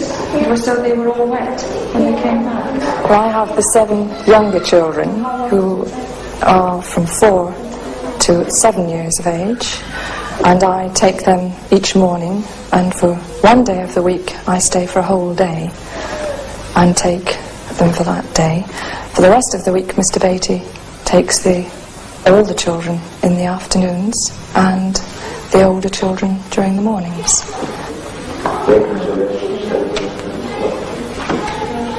The future of the village is certainly here, in the school. But is it in danger? What will happen to the village children if the school closes?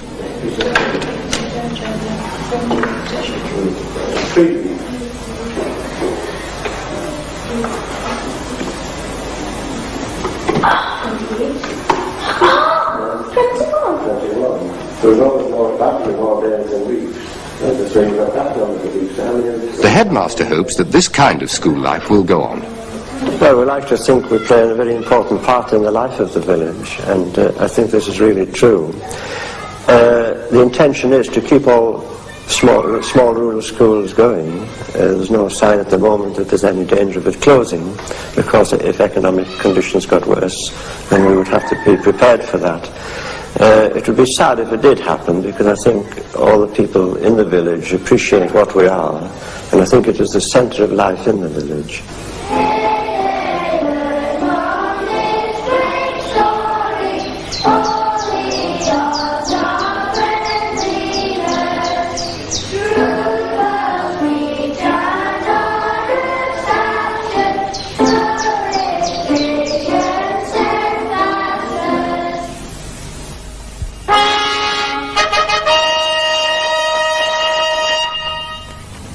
It wasn't from me, Bob, and it wasn't for you. Oh, I see.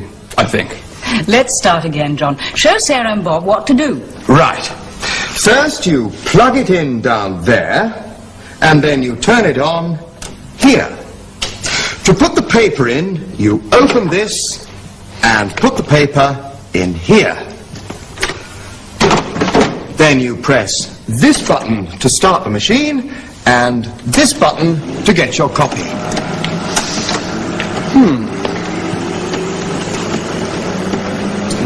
And what should you do next?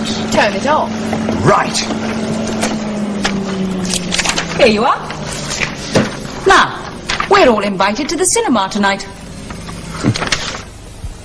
Today we learnt you should put the plug in first, then you put in the paper. What should I do if there's no more paper?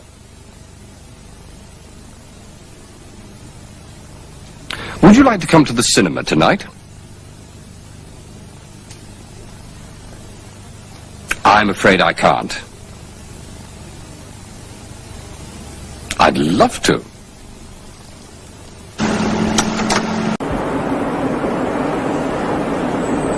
There's a good restaurant in Riga. You should stop there, if you're going by car. Yes, we are. We could stay there for the night. If you do, you should stop in this hotel. It's very good.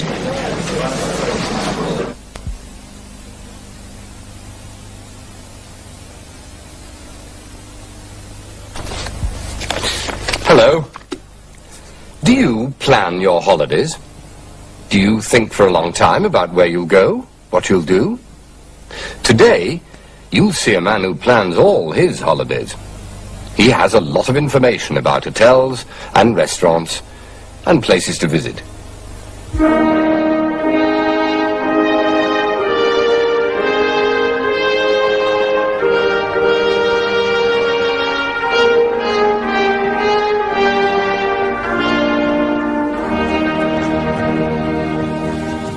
We have a minute or two before tea, David. We can wait in here. Are you going somewhere? What? Oh, these. I'm making plans for our next holiday. Oh, yes. I like to be ready, you know. For example, we're going to drive from Paris to Toulouse. Well, there's a good road through Orléans and Limoges, and perhaps it's quicker to go that way. But sometimes it's better to go a longer way round. You see more, there's less traffic, so it's easier to drive. How do you know which road is best? The guides, my boy. They tell you everything. Look, there's a good restaurant in Bourges, so that's where you stop for lunch. Then in the evening, you should stop there and stay at that hotel. In the morning, before you leave, you should see the castle. I write it all down, you see. 1 page for every day. It all goes in here. I couldn't go on holiday without that, and without the maps and guides. Always make plans, David. That's the way. Always know what you're going to do and when you're going to do it. Where are you going to go for your holiday? Daddy, David, tea's ready. 5 o'clock, time for tea. Hello. What were you talking about? Holiday plans. Oh. Sometimes it's better to...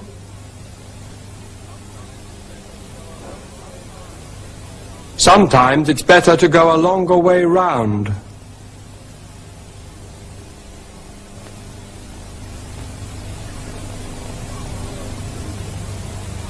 You should see the castle. Have you and David decided where you're going to go on holiday this year, Emma? We thought about Cornwall. Cornwall? Good idea. We went there, 2 years ago. Yes. Daddy can tell you everything about every holiday. He writes it all down. Here it is. Cornwall. Right. We left here on August the 14th and came back on the 21st. We went to Truro and Falmouth, Penzance, Land's End. It's all here. All the hotels we stayed at, how much they cost, what they were like. Whether it was raining or sunny. Of course. And what we saw and did every day. I made the plans before the holiday, and then I wrote down what happened. On August the 14th, we stayed at the Garden Hotel. We paid £20 for a comfortable room and good breakfast. We visited the local museum and talked to local people. Sunny and warm. Yes. I remember that day. You can borrow this if you like, David. Perhaps it will help you with your holiday plan. Ah, well, thank you. But you see, the thing is, we don't want to plan our holiday. Don't want to plan your holiday? No. No. God heavens. We stayed at the Garden Hotel.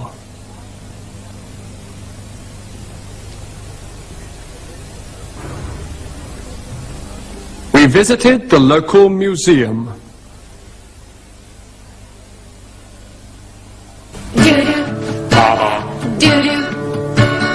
I'm making plans for tomorrow. I always know what I'm going to do. It's quicker, it's better, it's easier too. If you know what you're going to do. Do-do. You should always make plans for tomorrow. You should always know what you're going to do. It's quicker, it's better, it's easier too. If you know what you're going to do. Do-do. I haven't made any plans for tomorrow. I don't always want to know what I'm going to do. It's nicer, it's better, it's more interesting too. If you don't always know what you're going to do. Do-do. Do-do. Baba. Do-do. Baba. Do-do. Baba. Do-do.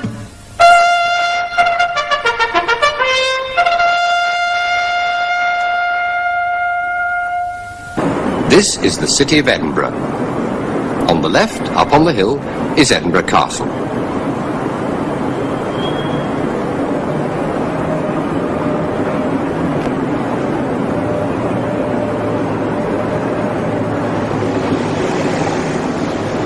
The castle is the year. If you go to Edinburgh, you should certainly visit the castle. King Edwin of the One of the guides will tell you all about it. early pics were in here about the year 200. Royal Scots. They are the oldest regiment in the British Army, being formed in 1633. They are a Scottish Lowland regiment. They don't wear kilts. It's only the Highland regiments who wear kilts. They wear trews, and their regimental tartan is the same as the castle tartan, hunting Stuart. The old gates, for example, are of great interest.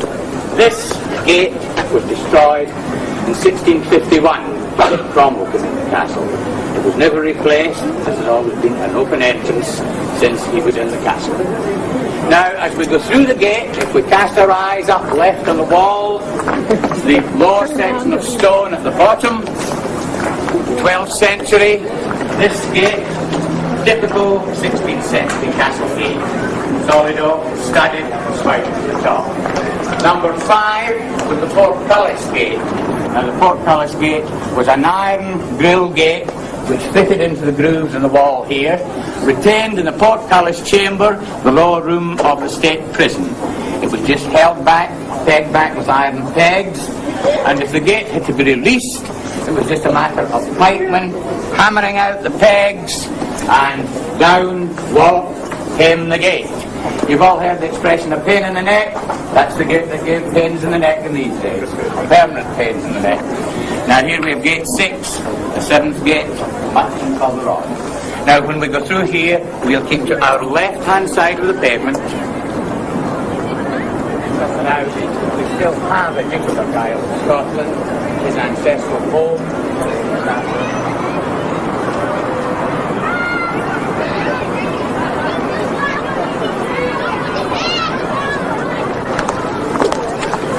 Now over in the far corner, the modern gun, a 25-pounder, that is the 1 o'clock gun, fired every day at 1 o'clock, 1300 hours. That's a custom that dates back to 1861. In these days it was used as a time signal for ships out on the River Forth.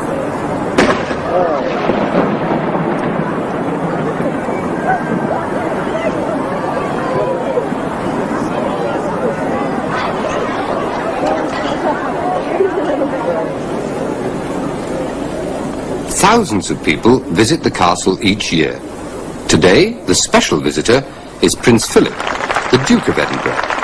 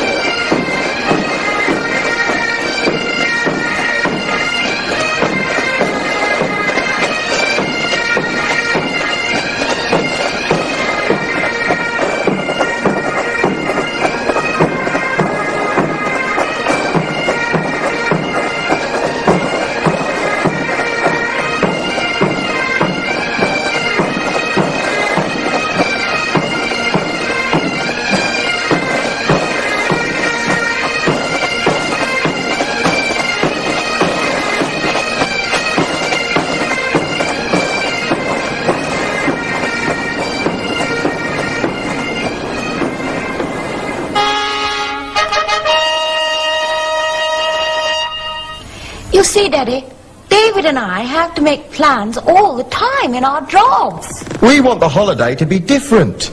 We want to decide in the morning what we're going to do. Then perhaps decide something else at lunchtime. We don't really want to know what's going to happen. That's what holiday means.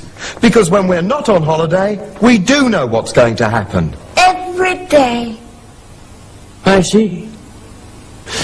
But then, the holidays you had with me, and your mother, Emma, you didn't enjoy them. Of course I did. So did Mummy. You knew what was going to happen, but we didn't.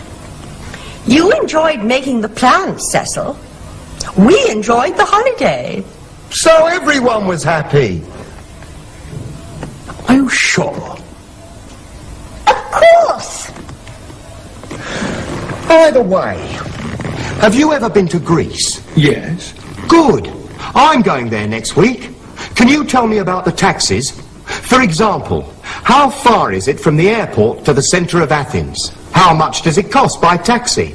Do I have to give a tip? And if so, how much? I'll get my book on Greece. Thanks. Just a minute. You don't really want to know, do you? You're trying to be kind to an old fool.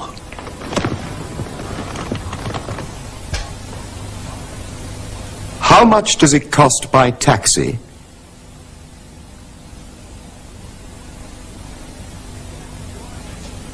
Do I have to give a tip? Well, there were many important things to remember in today's program.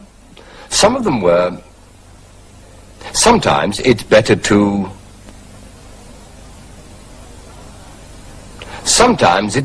go a longer way round. You should see the castle. We stayed at the Garden Hotel. We visited the local museum. How much does it cost by taxi? Do I have to give a tip? I'm not being kind, I really want to know. I'm going to Greece on a business trip, and I always plan business trips. Oh, can I see that one, please? No, the second shelf on the left. That's it. Thanks. Lovely. Gorgeous, this. Do have a spray. Thank you.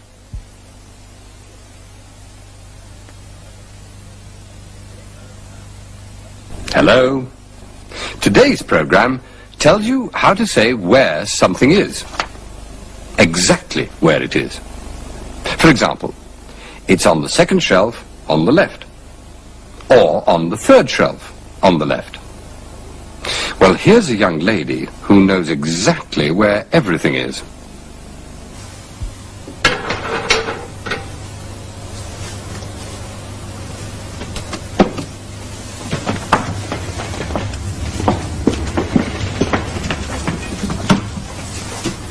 Now, are you sure, Jane? You know where everything is? Yes, Mr. Williams, I'll be all right. The peas, for example. They're on the third shelf on the left. And the sugar? That's here, on the right, on the second shelf. Ah, but... And there's some more under the counter. Good. You remembered. Of course I remembered. All right, then. I'll go now. I'll be back tomorrow morning. All right. Oh, did I tell you where the milk is? Yes, 3 times. It's on the left, near the door. Good. And if you need some more this afternoon... I can get it from the county dairy in South Street, opposite the church. Their telephone number is in your little book. All right, Jane. Cheerio, then. Cheerio. Jane? Yes, Mr. Williams? Where's my train ticket? I can't find it. It's in your room, behind the clock. Oh! You're right, Jane. You really do know where everything is.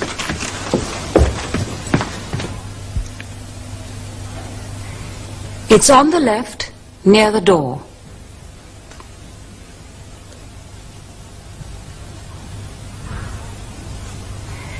In South Street, opposite the church.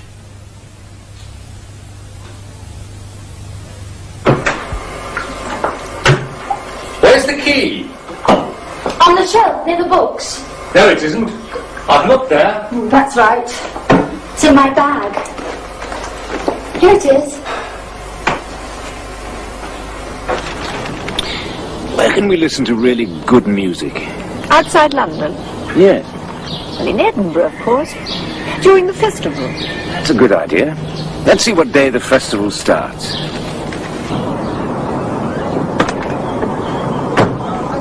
Where shall we start? Let's have a look at the guidebook. Here we are. On Nurse Rowley Station. Let's go there first. You can see it from here. It's not far. Bother. Mr. Williams isn't here today. His aunt died. But where's Jane Saunders? She's probably with her boyfriend. Boyfriend. Who's her boyfriend? You know him, Michael Barnes. He works at Selmore's in the men's department on the 3rd floor. At Selmore's? Yes. He lives in Sefton Road, on the left, next to the school. Oh, yes. He always looks terrible. He doesn't know how to dress. Still, Jane isn't much better, is she? Oh, hello. Hello, Sylvia. Hello, Mrs. Braithwaite. Where were you? Under there. We want a tin of cat food, please. Cat food. On the 4th shelf, on the right.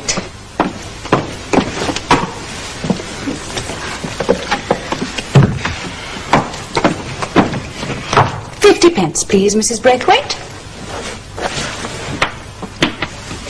Is it for your dinner, Sylvia?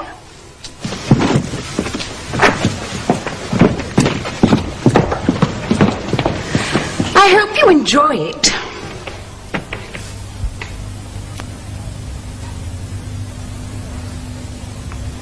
He lives in Sefton Road, on the left, next to the school.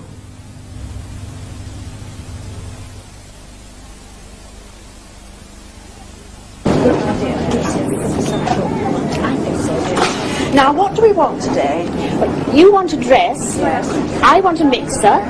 We both want to buy food. Oh, and you want a record. Right. Well, where can we get those things? Oh, this is all. Women's department, first floor. Kitchen department. Is that the same as electrical goods? I don't know. Anyway, let's go to the women's department first. Good idea.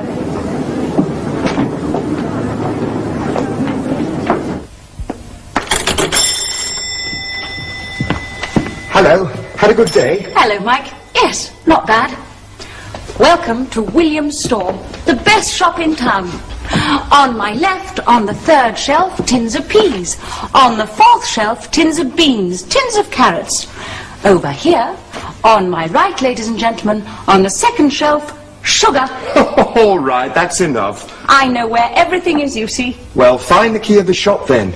It's 5:45. We're meeting Bob and Kathy at 6. All right, just a minute. We're meeting them outside the snack bar in South Street. Why outside it? Why not inside? I don't know. Bob said outside. By the way, Sylvia Braithwaite was in here today. Oh, yes. She said you always look terrible. You don't know how to dress. Did she?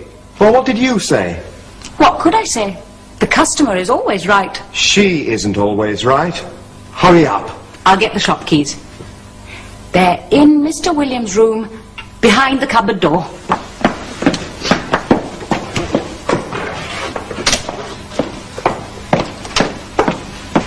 What's that? A note from Mr. Williams. Jane, do you know where the tins of fruit are? If you do, look behind them. Well, do you know where the tins of fruit are? Of course. On the second shelf, on the right. Go on then. Look behind them.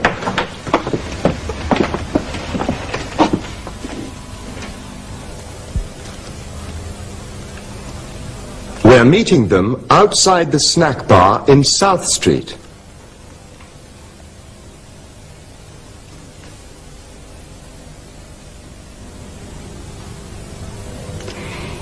In Mr. Williams' room, behind the cupboard door.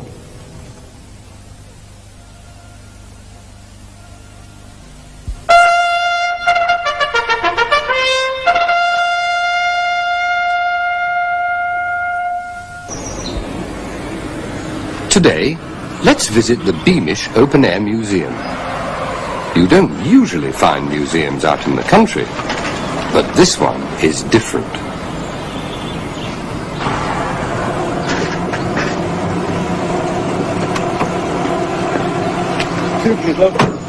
They're used to visitors from many countries.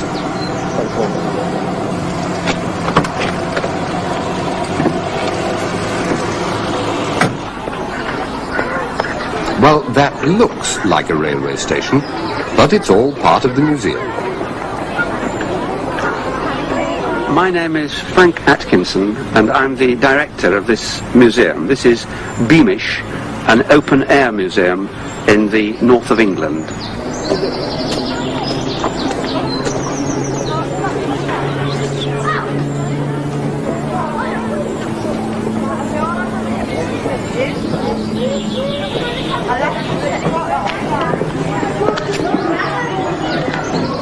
When do you think the train was built? Let's have a look. It was built over 100 years ago.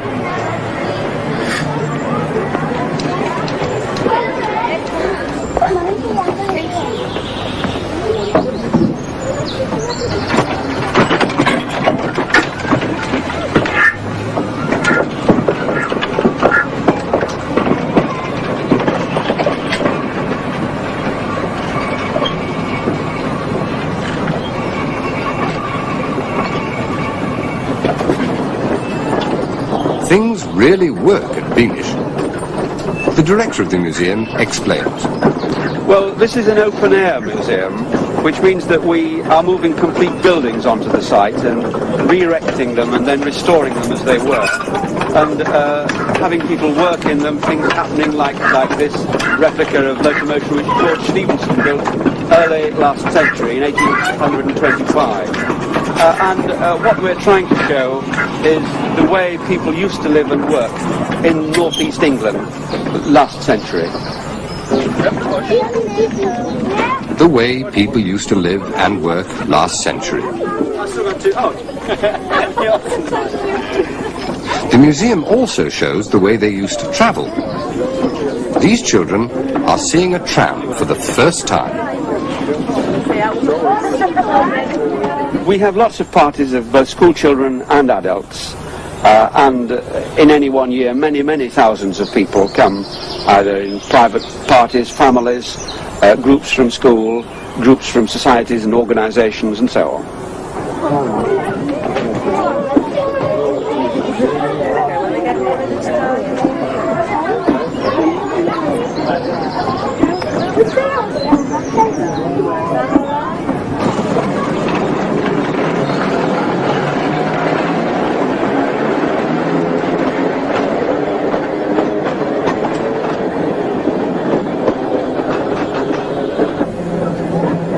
There are not many museums which you can ride around in a tram.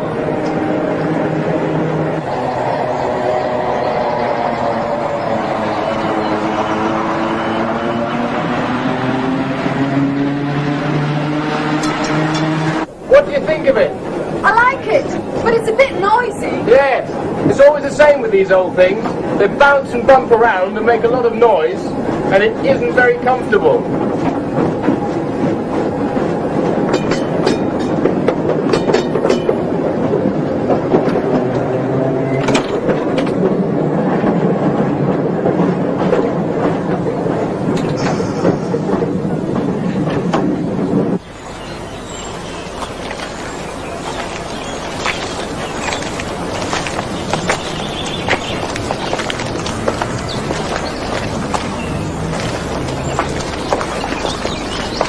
Last year we had almost 300,000 visitors, and this number is increasing each year.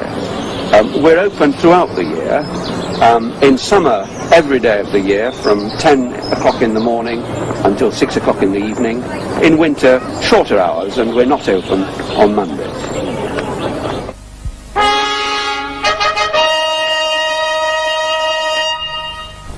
So you can say exactly where things are like this. It's on the left near the door. In South Street, opposite the church. He lives in Sefton Road, on the left, next to the school. We're meeting them outside the snack bar in South Street.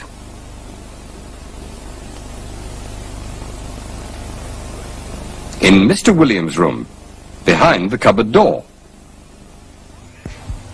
Thanks for helping me today. These are for you. I'll see you tomorrow. Good. When you're ready, we'll have a cup of coffee. I'm ready now. Good. The coffee shop's on the second floor. Oh, splendid.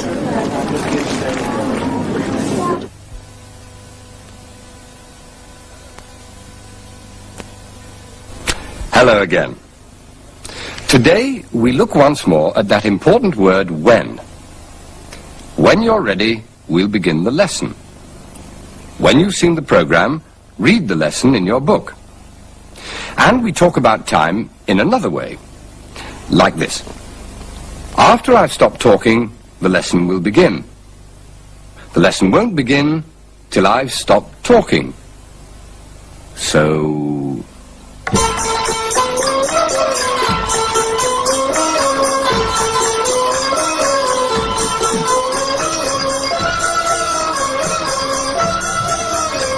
That's nice, Margaret.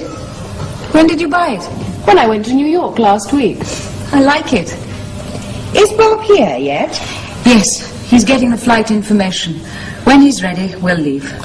Before he arrives, I'll telephone one of my friends. You've only got a minute or so. When Bob arrives, he'll expect to find you here. Yes, you're right. Okay. I won't phone my friend till Bob arrives. Sorry, but you know Bob. Yes. I must phone too. When we arrive in London, I'll phone from the airport. That's strange. I've got one of those. Oh, yes. Jack gave me mine. Jack? Jack Freeman. Jack Freeman gave me mine, too. What? When did you get yours, Margaret? When I was in London 2 weeks ago. When did you get yours? About 3 months ago. What is it, Joanna? Well, what? Well, I've seen those little books before, you know. When? When I was working with Sue Black last month, for example. Sue Black has got one of these? And so have Carol Richardson, and Liz Dunkling, and a few more girls. Right. When we arrive in London, I'll phone Jack Freeman. No. When we arrive in London, we'll phone Sue, Carol Richardson, and Liz Dunkling. Then we'll phone Jack Freeman. Right. When he's ready, we'll leave.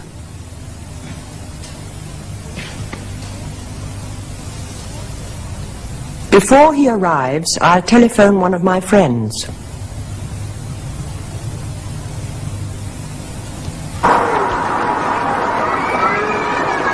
That's good fun.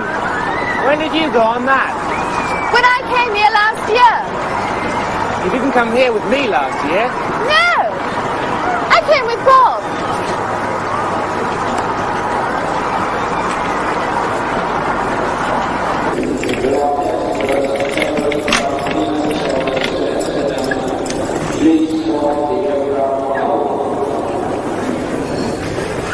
When we arrive, I'll phone Pete and Shirley. Yes, ask them to come and visit us. When you're ready, we'll leave. It's getting late. All right. It was a good picnic, wasn't it? Very good. Okay, go in there, girls. He's coming. After he arrives, we'll all come out. No, it's all right. When he comes, I'll bring him in. If you need any help, He's coming. Don't say anything until I bring him in.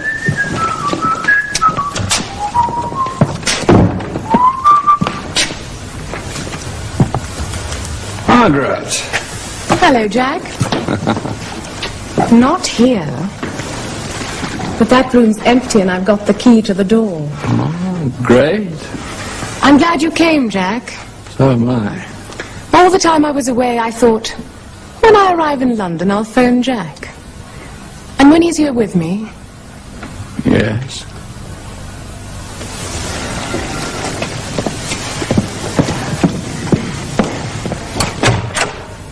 Come in here.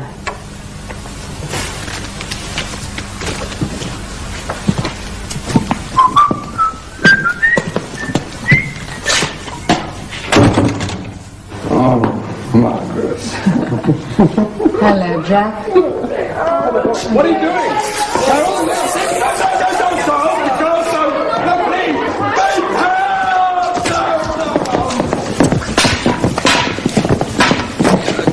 Goodbye, Jack. When you're ready, Heather, we'll leave. I'm ready.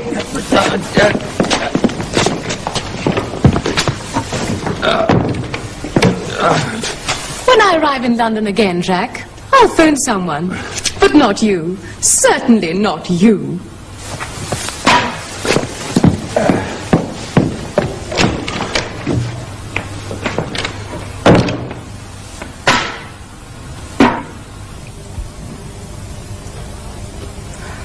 After he arrives, we'll all come out.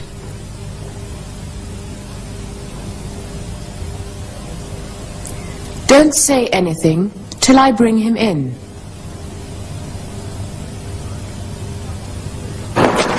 When we arrive, I'll leave you at the theatre and I'll park the car. Before we leave, I'll phone my mother. Phone her when we arrive. Oh, all right. Now, wait a minute. I'll be tired when we arrive. And it'll be after 11. I'll phone her now. Okay. Well, hurry. Well, I'm going to Hong Kong. And I'm going to Lisbon. Have a good flight. You too.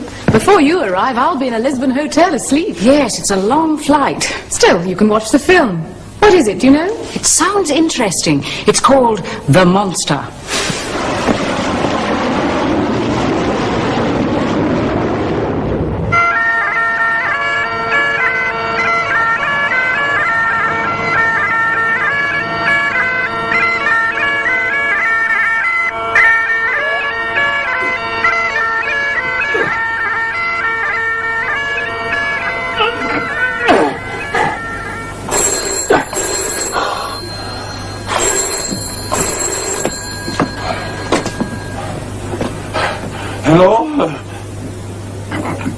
Yes, of course I'm all right.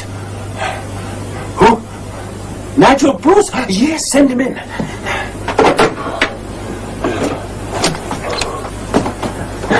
What's the matter, Andy? I was weightlifting. We wrote about weightlifting last week. I thought I'd try it. It's not too difficult. Well, come on then. Show me how you do it. No, I've done my exercises for today. It's silly to do too much. Well, I've come to say goodbye. I'll see you in a month. Goodbye? A month? Where are you going? Bermuda. Am I sending you to Bermuda? No, you aren't. I'm getting married this afternoon. We're going to Bermuda for our honeymoon. Well, you didn't tell me. Yes, I did. Who's the unlucky girl? Betty, I told you. Oh, the photographer? Yes. No. What do you mean, no? You are going to Loch Ness in Scotland. Loch Ness? Yes. I had a letter from a man who says he's seen the Loch Ness monster. Oh, rubbish. There's no monster in Loch Ness or anywhere. He says there is. He sent this photograph. It's not clear at all. It could be anything. Well, McTavish, that's the man's name. He says he's seen it. Nigel, if anyone can find the Loch Ness monster, it's you. Think of it. The man who found the Loch Ness monster.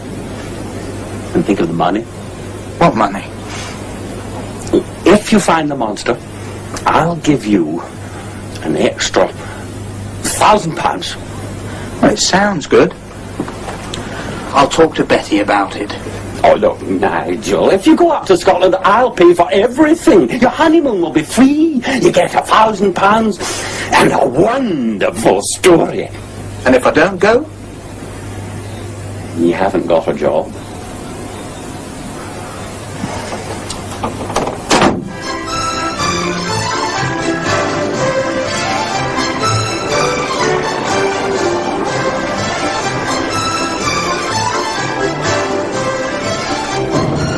Beautiful.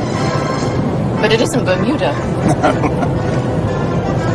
But we're together. I'm always happy when I'm with you. And I'm happy when I'm with you. Where are we?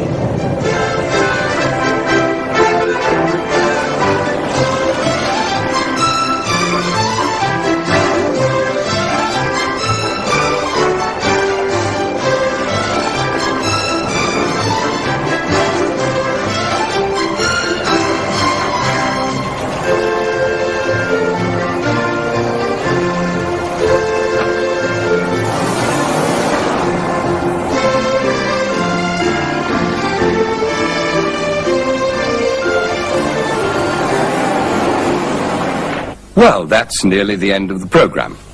Try to remember these. When he's ready, we'll leave. Before he arrives, I'll telephone one of my friends.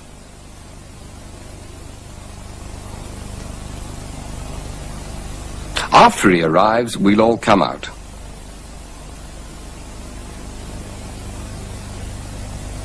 Don't say anything till I bring him in.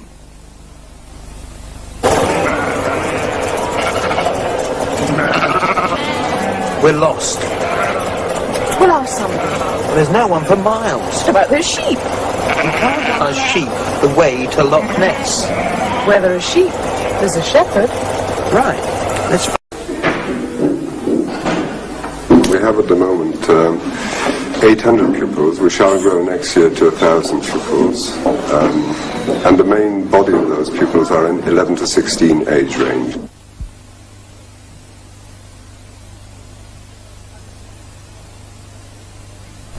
Hello. If you go to a country where people speak English, they'll probably ask you about your country. Today, you'll hear a man telling some strangers about England. He finds it isn't an easy thing to do. Mr. Copley? We've got visitors. Visitors? I'm not expecting visitors. They're here to see the minister. They're very important people. He can't see them yet, he's busy. God heavens! He's says, can you talk to them for a few minutes? Talk to them? What about? Anything. Talk to them about Britain. About Britain? Oh, right.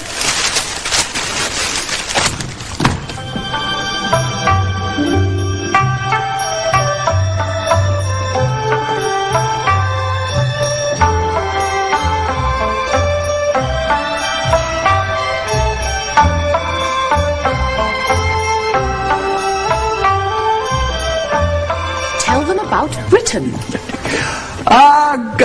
Good morning.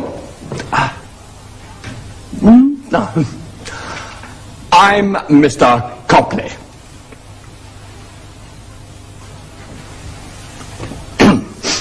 Well, now, let's see. Something about Britain. Our political parties, yes? We have three main political parties. The Conservative Party, the Labour Party, and the Liberal Party. Our government at the moment, But you know all that already, of course. Education. Education. Children in this country start school at 5. They leave school at 16. Or they can stay till they're 18. If they pass their exams, they can go to university.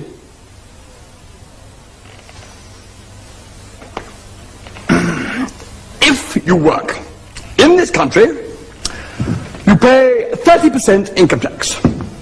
If you're ill, or if you haven't got a job, you get some money from the government. Wages go up by 10% a year. Of course, prices go up by 15% a year.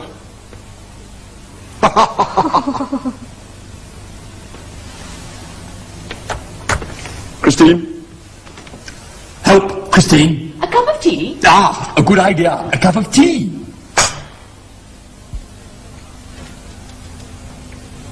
If they pass their exams, they can go to university.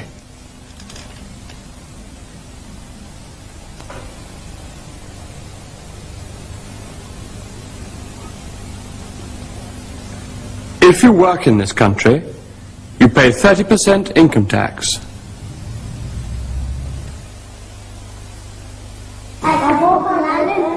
Pardon? It's my Uncle Alan. It's your Uncle Alan who fixes bikes, is it? And what's your bike like? Has your bike got 2 wheels or 3 wheels? 3 wheels. There are 14 children in the school at the moment, and we're divided into 2 groups, the younger set and the older children. Mrs. Richards takes the younger ones.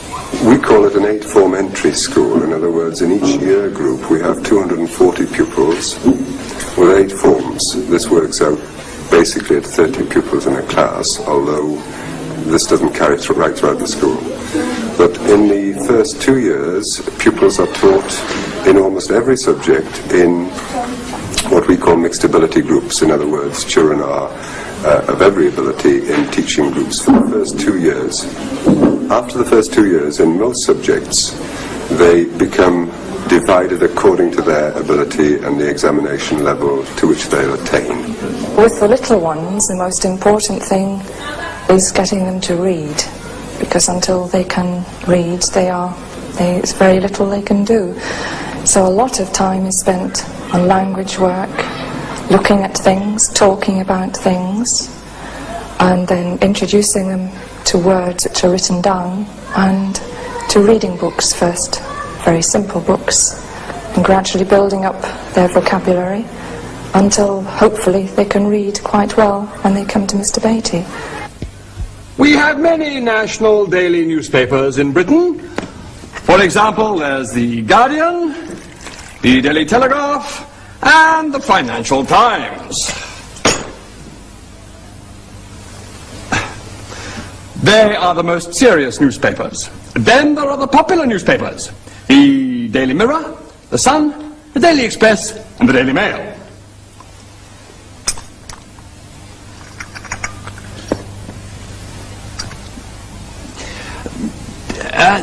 The popular newspapers had more photographs than the serious papers. they have fewer articles about international politics. They are more popular.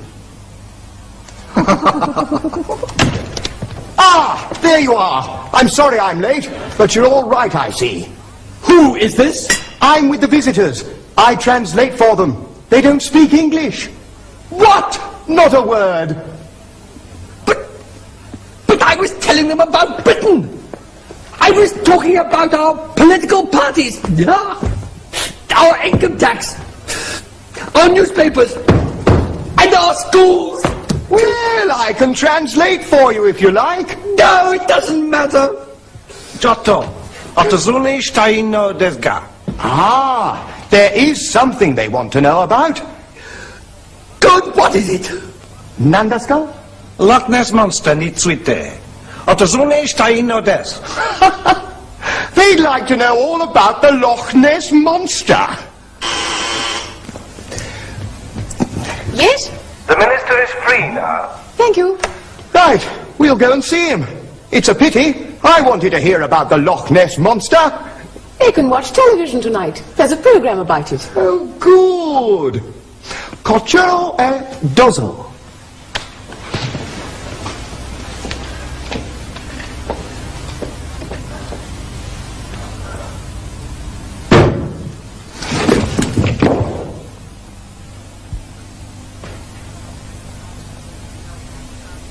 We have many national daily newspapers in Britain.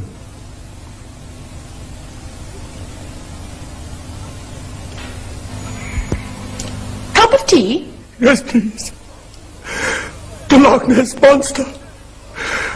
They want to know about the Loch Ness Monster. So do I.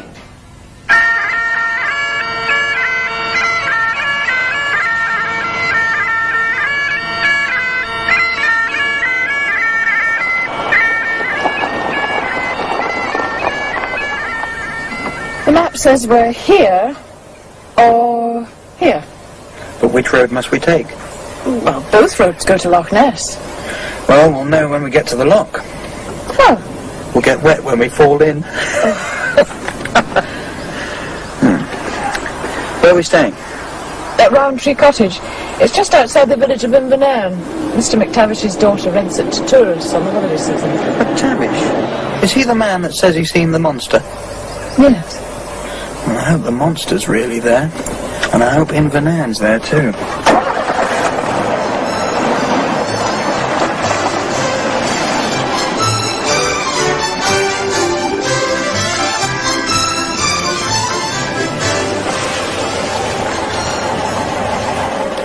This is it. I think it's a cottage, all right. And there's the round tree.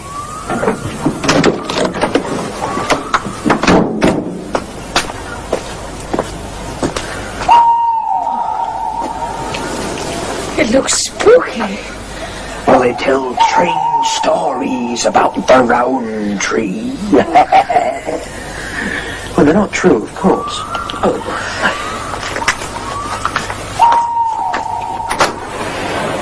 Hello? Is there anybody there?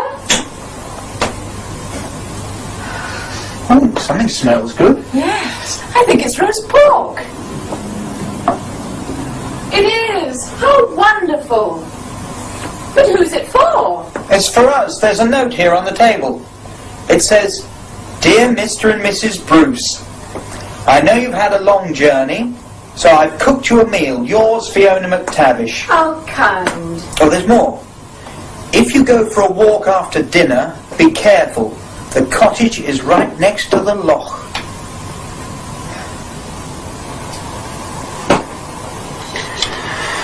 That was wonderful.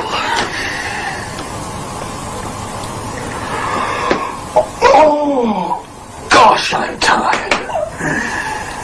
Are you ready for bed? What about the washing up? Oh, we'll do that in the morning. And after all, it is our wedding night. All right.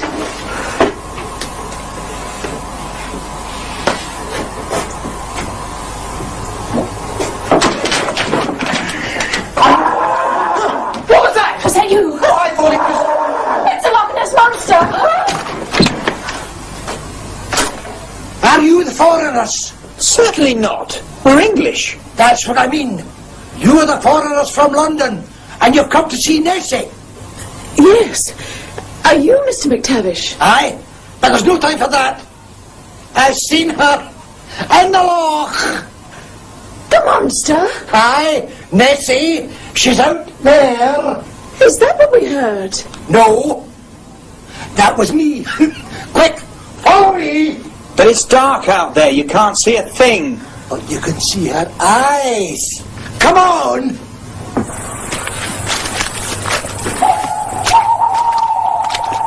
Look there. There she is. Where? There, man, can't you see? Look at her great eyes. McTavish, it's...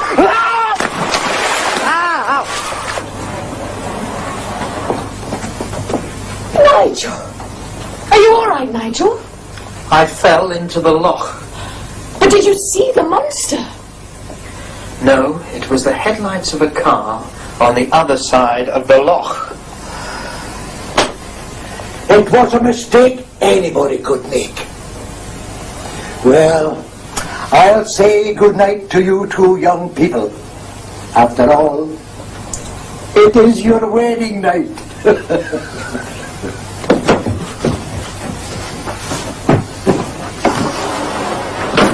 You can see more of the monster story next time.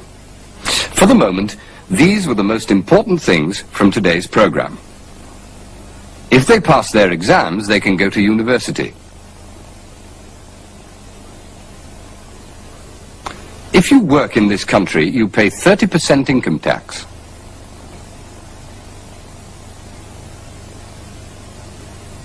We have many national daily newspapers in Britain.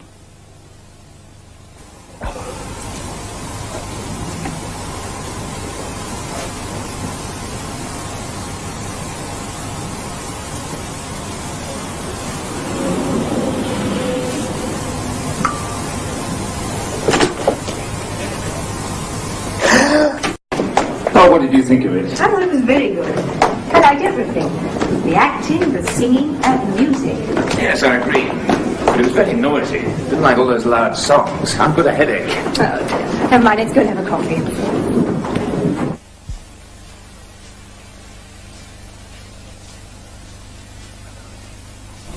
Hello again. After you've seen a television program, like this one, people may ask you, what did you think of it? Did you like it? And you may say, yes, I liked it, but, of course, I hope you say, yes, I liked the program. I liked everything. Anyway, today's program teaches you how to say things like that. Oh, and it takes us to the dentists.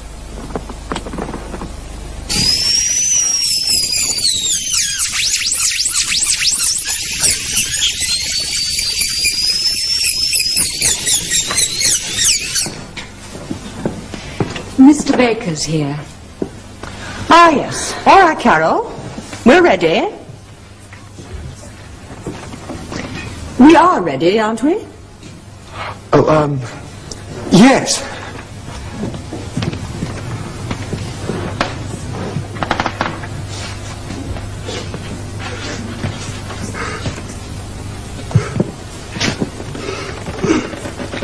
Good morning, Mr. Baker. This is my new assistant, Mr. Fairclough. Please sit down. Good morning, Mr. Baker.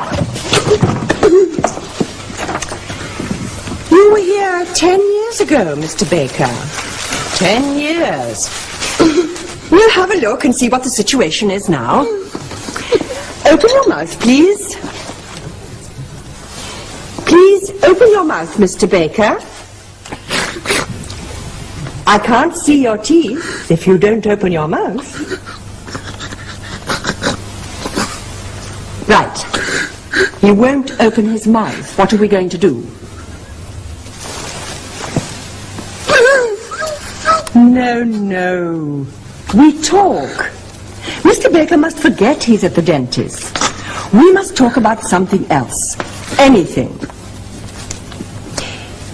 Did you watch the film on television last night? Yes.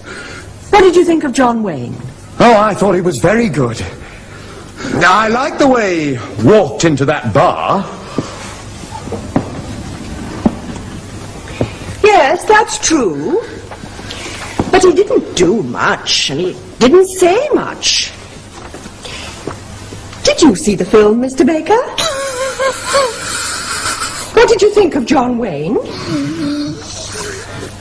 He didn't say much either.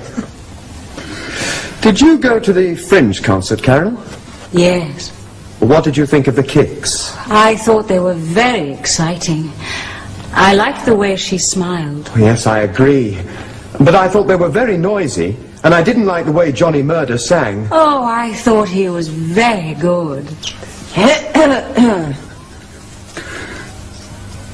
I always liked Bing Crosby.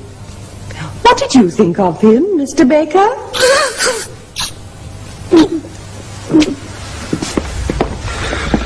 It's a difficult situation. It's all right. I've got another idea.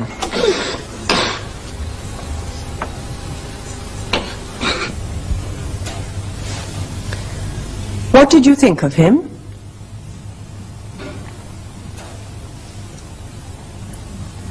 I liked the way she smiled.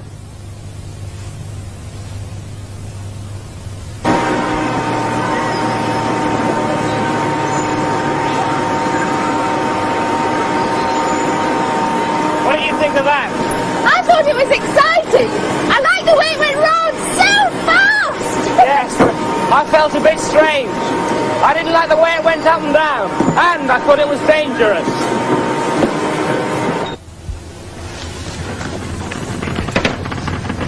Now, you see, Mr. Baker, I only want to look at your teeth. Like this. Open your mouth, please, Robert. No. What? No. Oh, no, not you too. You want him to open his mouth? Yes. Excuse me.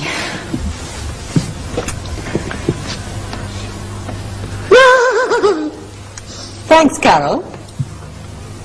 Now, Mr. Baker, I use this mirror to look at someone's teeth like this. Who did this work, Robert? Mr. Smith. He was my local dentist. What did you think of him? I thought he was all right. He worked very quickly. Not very well, I'm afraid. You've got a tooth that will have to come out. Can I do it? I've always wanted to pull a tooth out. Oh, it's all right, Mr. Baker. We're not going to take it out now. I'm only looking at the teeth. Sit down, Robert. Open your mouth. There. What did you think of that, Mr. Baker? I thought it was very interesting. I like the way you use that little mirror. Good. Now it's your turn, Mr. Baker. Open your mouth, please. Oh, no. Carol.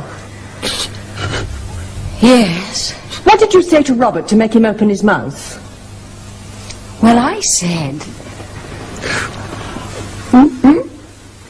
What did you say? Tell me. Tell me.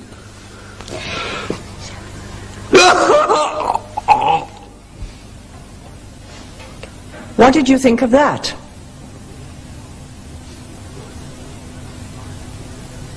I thought it was very interesting. I hope the next one isn't like Mr. Baker. He was very difficult. Mrs. Brown is waiting in the waiting room. All right, Carol, she can come in. She doesn't want to. What? She's watching television. There's a program about the Loch Ness Monster. Oh, I want to see that too.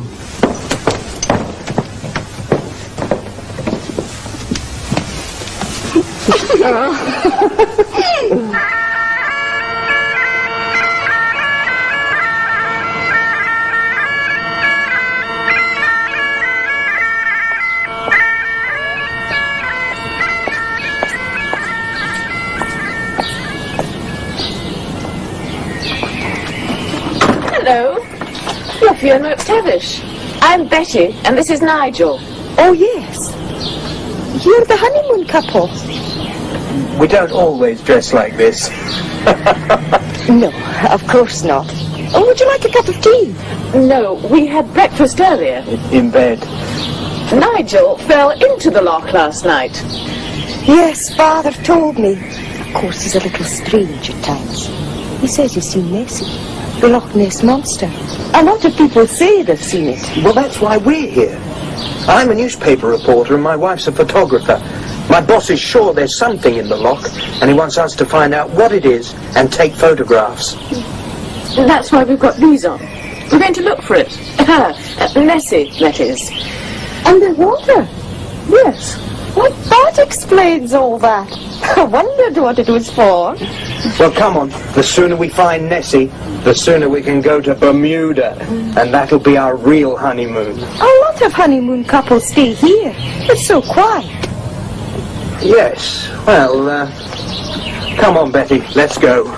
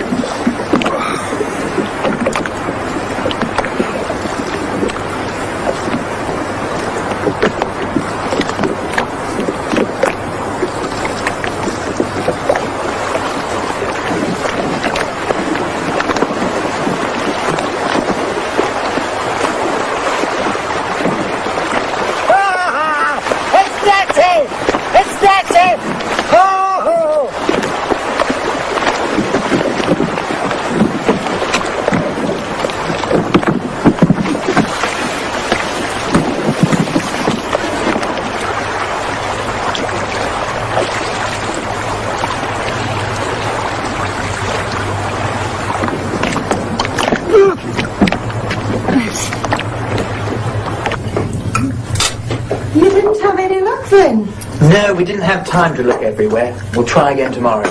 As soon as you finish your meal, I'll go. Honeymooners like to be alone. Do you believe in the monster, Fiona? Me? Well, no, I've never seen it. But there are a lot of people who have, or who think they have. Like my father. I've seen her again. Today, in daylight, with my own eyes. Today? But we were on the loch today, and we saw nothing. Are you sure, Father? Of course I'm sure. I saw her as clearly as I can see you.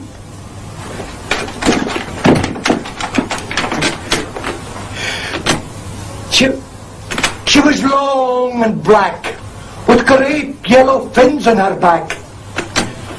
I've never seen her so clearly. She's at least 20 meters long. We were there too, and we didn't see anything. Haha. But you don't know where to look. I live in these parts.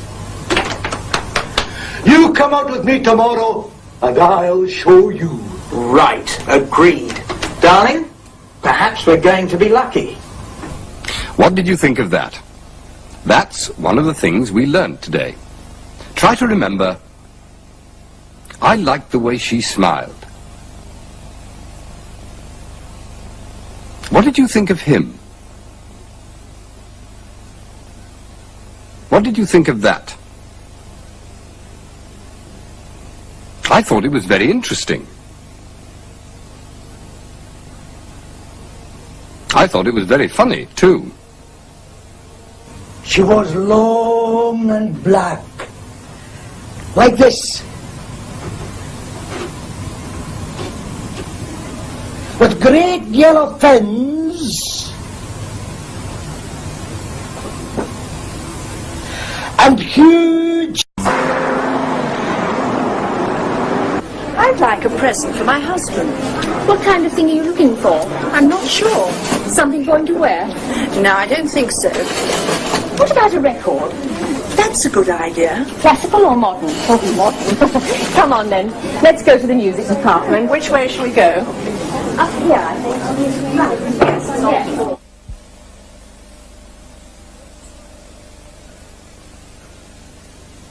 Hello. When you go to the shops, do you know exactly what you want? Today's program is about two kinds of people. Those who know what they want, and those who aren't sure. It's also a lesson in how to sell things. Gentlemen, it's very clear. We have one job, and you both want it. So I'm going to give you two easy tests. First, tell me, which of those would be a good customer? Would it be easy to sell something to him or to her? To her. To him. All right. Second test. Mr. Green. Yes? I want you to sell this to Mr. Smart. Sell it? Yes. You work in a shop and Mr. Smart comes in. He wants to buy a present for his brother. Sell him that watch. Good morning. Good morning. I'd like a present for my brother, please. What kind of thing are you looking for? I'm not sure. Something for him to wear? No, I don't think so. Well, what about a watch? This is a very nice watch. Look. Oh, yes. Very nice. That's a good idea. How much is it? £50? I'll take it. Good. Oh, just a minute. I remember now. His wife is giving him a watch. I'll give him a camera instead. I haven't got a camera. I don't sell them. Oh. Oh, well, I'll go somewhere else. Goodbye. No, wait. Sorry. You didn't sell him the watch? Well, no, but... Can you sell it to him? Of course. Oh, no, you can't. What kind of thing are you looking for?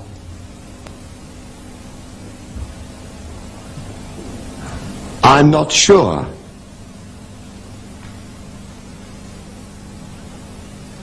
Something for him to wear?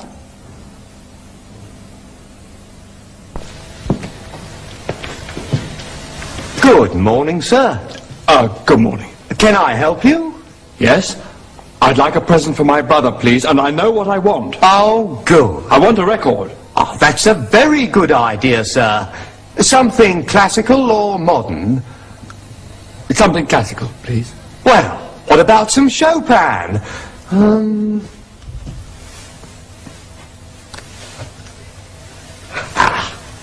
This is a very nice record, sir. All right, I'll take that. £3, sir, please.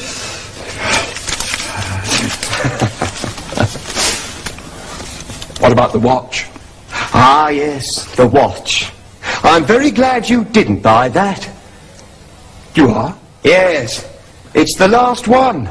I've sold 20 of these this morning. I want this one myself. You've sold 20? Of course. Look. It's real gold. A beautiful watch. A watch like this costs... £150. £150. And I'm selling them for £2. So of course I've sold 20. I could sell 100 of them. £2? It cost 150? Yes. So I'm going to buy this one myself. Can't I buy it? Oh, but sir, you want the record. No. I'll take the watch. For £2. Okay, Smart. You get the job. What? I sold you the watch. Oh. No. Wait a minute, Mr. Russell. The other test. The two customers. She must be the good customer. She's rich. He's got no money. And why is she rich? Because she doesn't spend any money. Right. And why has he got no money? Because he buys everything. Oh, I see. All right. Goodbye, then. You can start on Monday, Mr. Smart. Thank you, Mr. Russell. Now, let me tell you about our business. I'd like a present for my brother. I'll tell you more on Monday, Mr. Smart. I want to go home early tonight. I'm watching that film about the Loch Ness Monster. Oh, yes, so am I. I can get home in time to see it. Yes, it's only...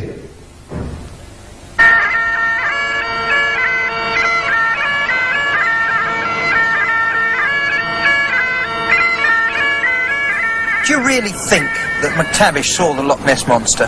Father! Well, I'm not saying he did see it, and I'm not saying he didn't see it. All I can tell you is that during the last few years, he thinks that he's seen Nessie lots of times. But does he really see her? Well, you see that rock over there? Yes. One day, he thought that was the monster. And then, there was a dead cow in the loch once. He thought that was the monster. And then he thought a motorboat was Nessie, and a free log floating in the water, and a lot of other things. He thinks that everything he sees is the Loch Ness Monster. I see. So perhaps what he saw yesterday was not the monster at all. Well, he can't see very well. It could have been anything. But it could have been Nessie. Oh, it could. I'm not saying it couldn't. I like your father. I know he's a bit strange, and that he's an old man, and that he can't see very well. But I hope he really has seen the Loch Ness Monster. I hope that we see the monster, and we can take a photograph of it and get back to London soon. Ah, here comes Mr. McTavish.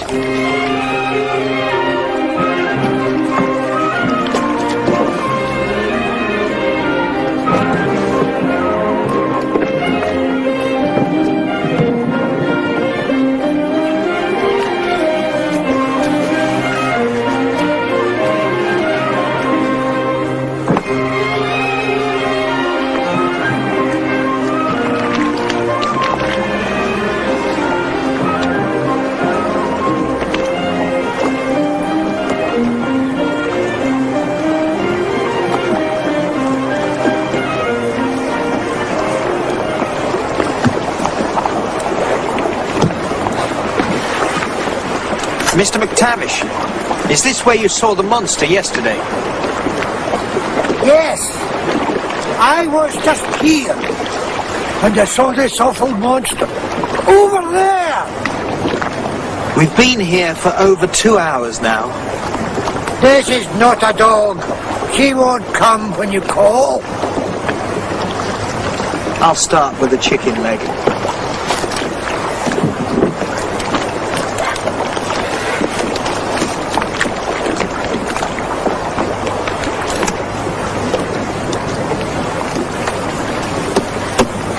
Will you pass me a ham sandwich?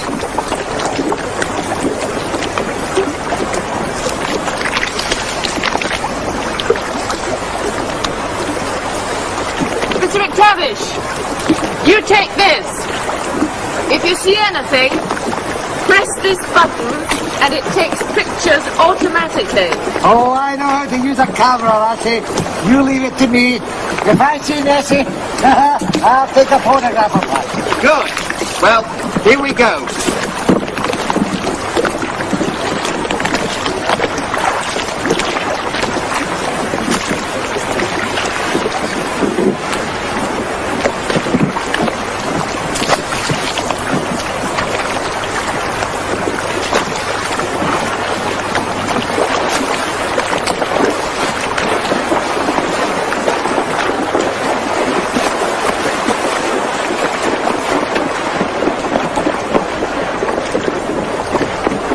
Nessie,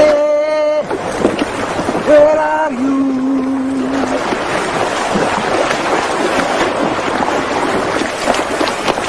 Is that her?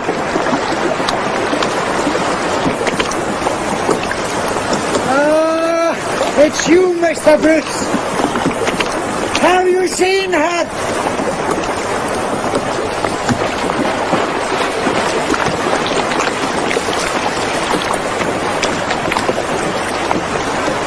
It's her.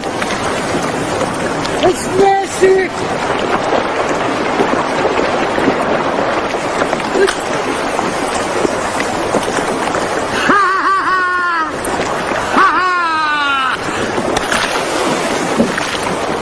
Well, I'm sorry you've had a wasted journey. Honestly, Father, that is the limit. How could you possibly mistake Nigel and Betty for the Loch Ness Monster? Well, anybody can make a mistake. I hope I didn't ruin your camera. No, it's waterproof. Never mind. Even if we didn't see the Loch Ness Monster, we had a marvellous time. Speak for yourself. Well, goodbye, and thanks for everything.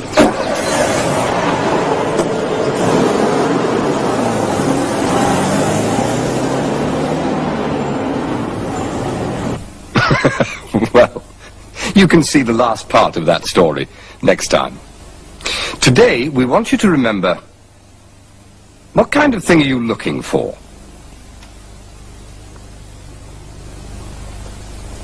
Something for him to wear?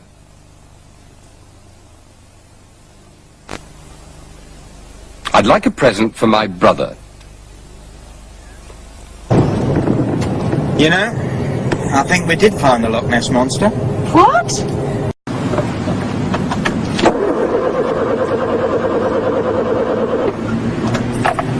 It won't start. The car won't start. But it must start. We've got to get home. I know, but I can't start it. Oh, well, let me try. Oh, all right. Oh, come on.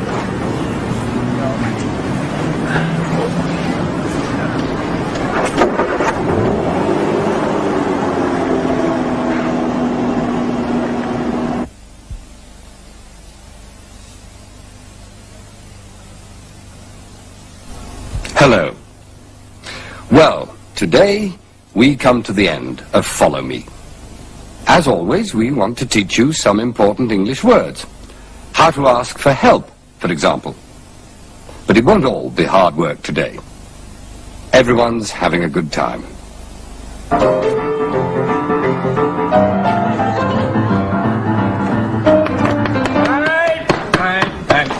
We'll try the dance a cachucha, words and music only this time, and I'll record it for you. Oh no, it'll be terrible. It will help you to hear it. Oh no, it won't start. It's broken. No. Oh, thanks. Right. Ready, everyone? Yeah.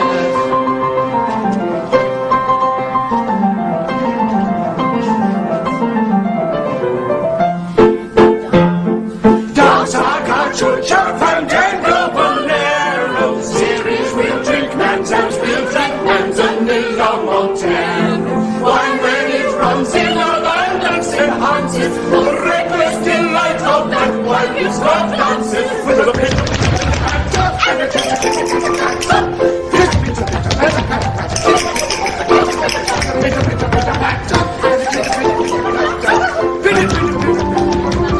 We'll dance, oh series we'll drink, man's and the Montero, for wine when it runs in abundance.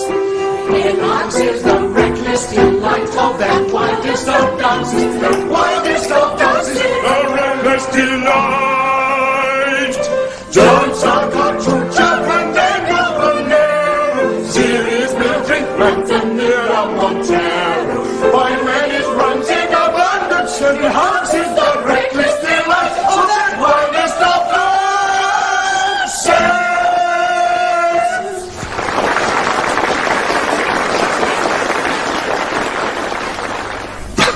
I told you everyone was having a good time. Well, it's time for me to say goodbye. The other actors and I have all been very glad to be in Follow Me. We hope you liked the programs and that you understood them. Don't stop now. Go on learning English.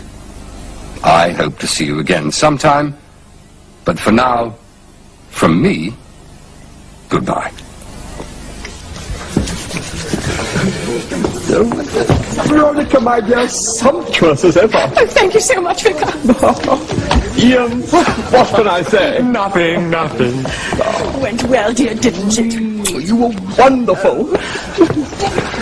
Damon, no words. Dear. Yes. Sweet. Thank you. There's super makeup.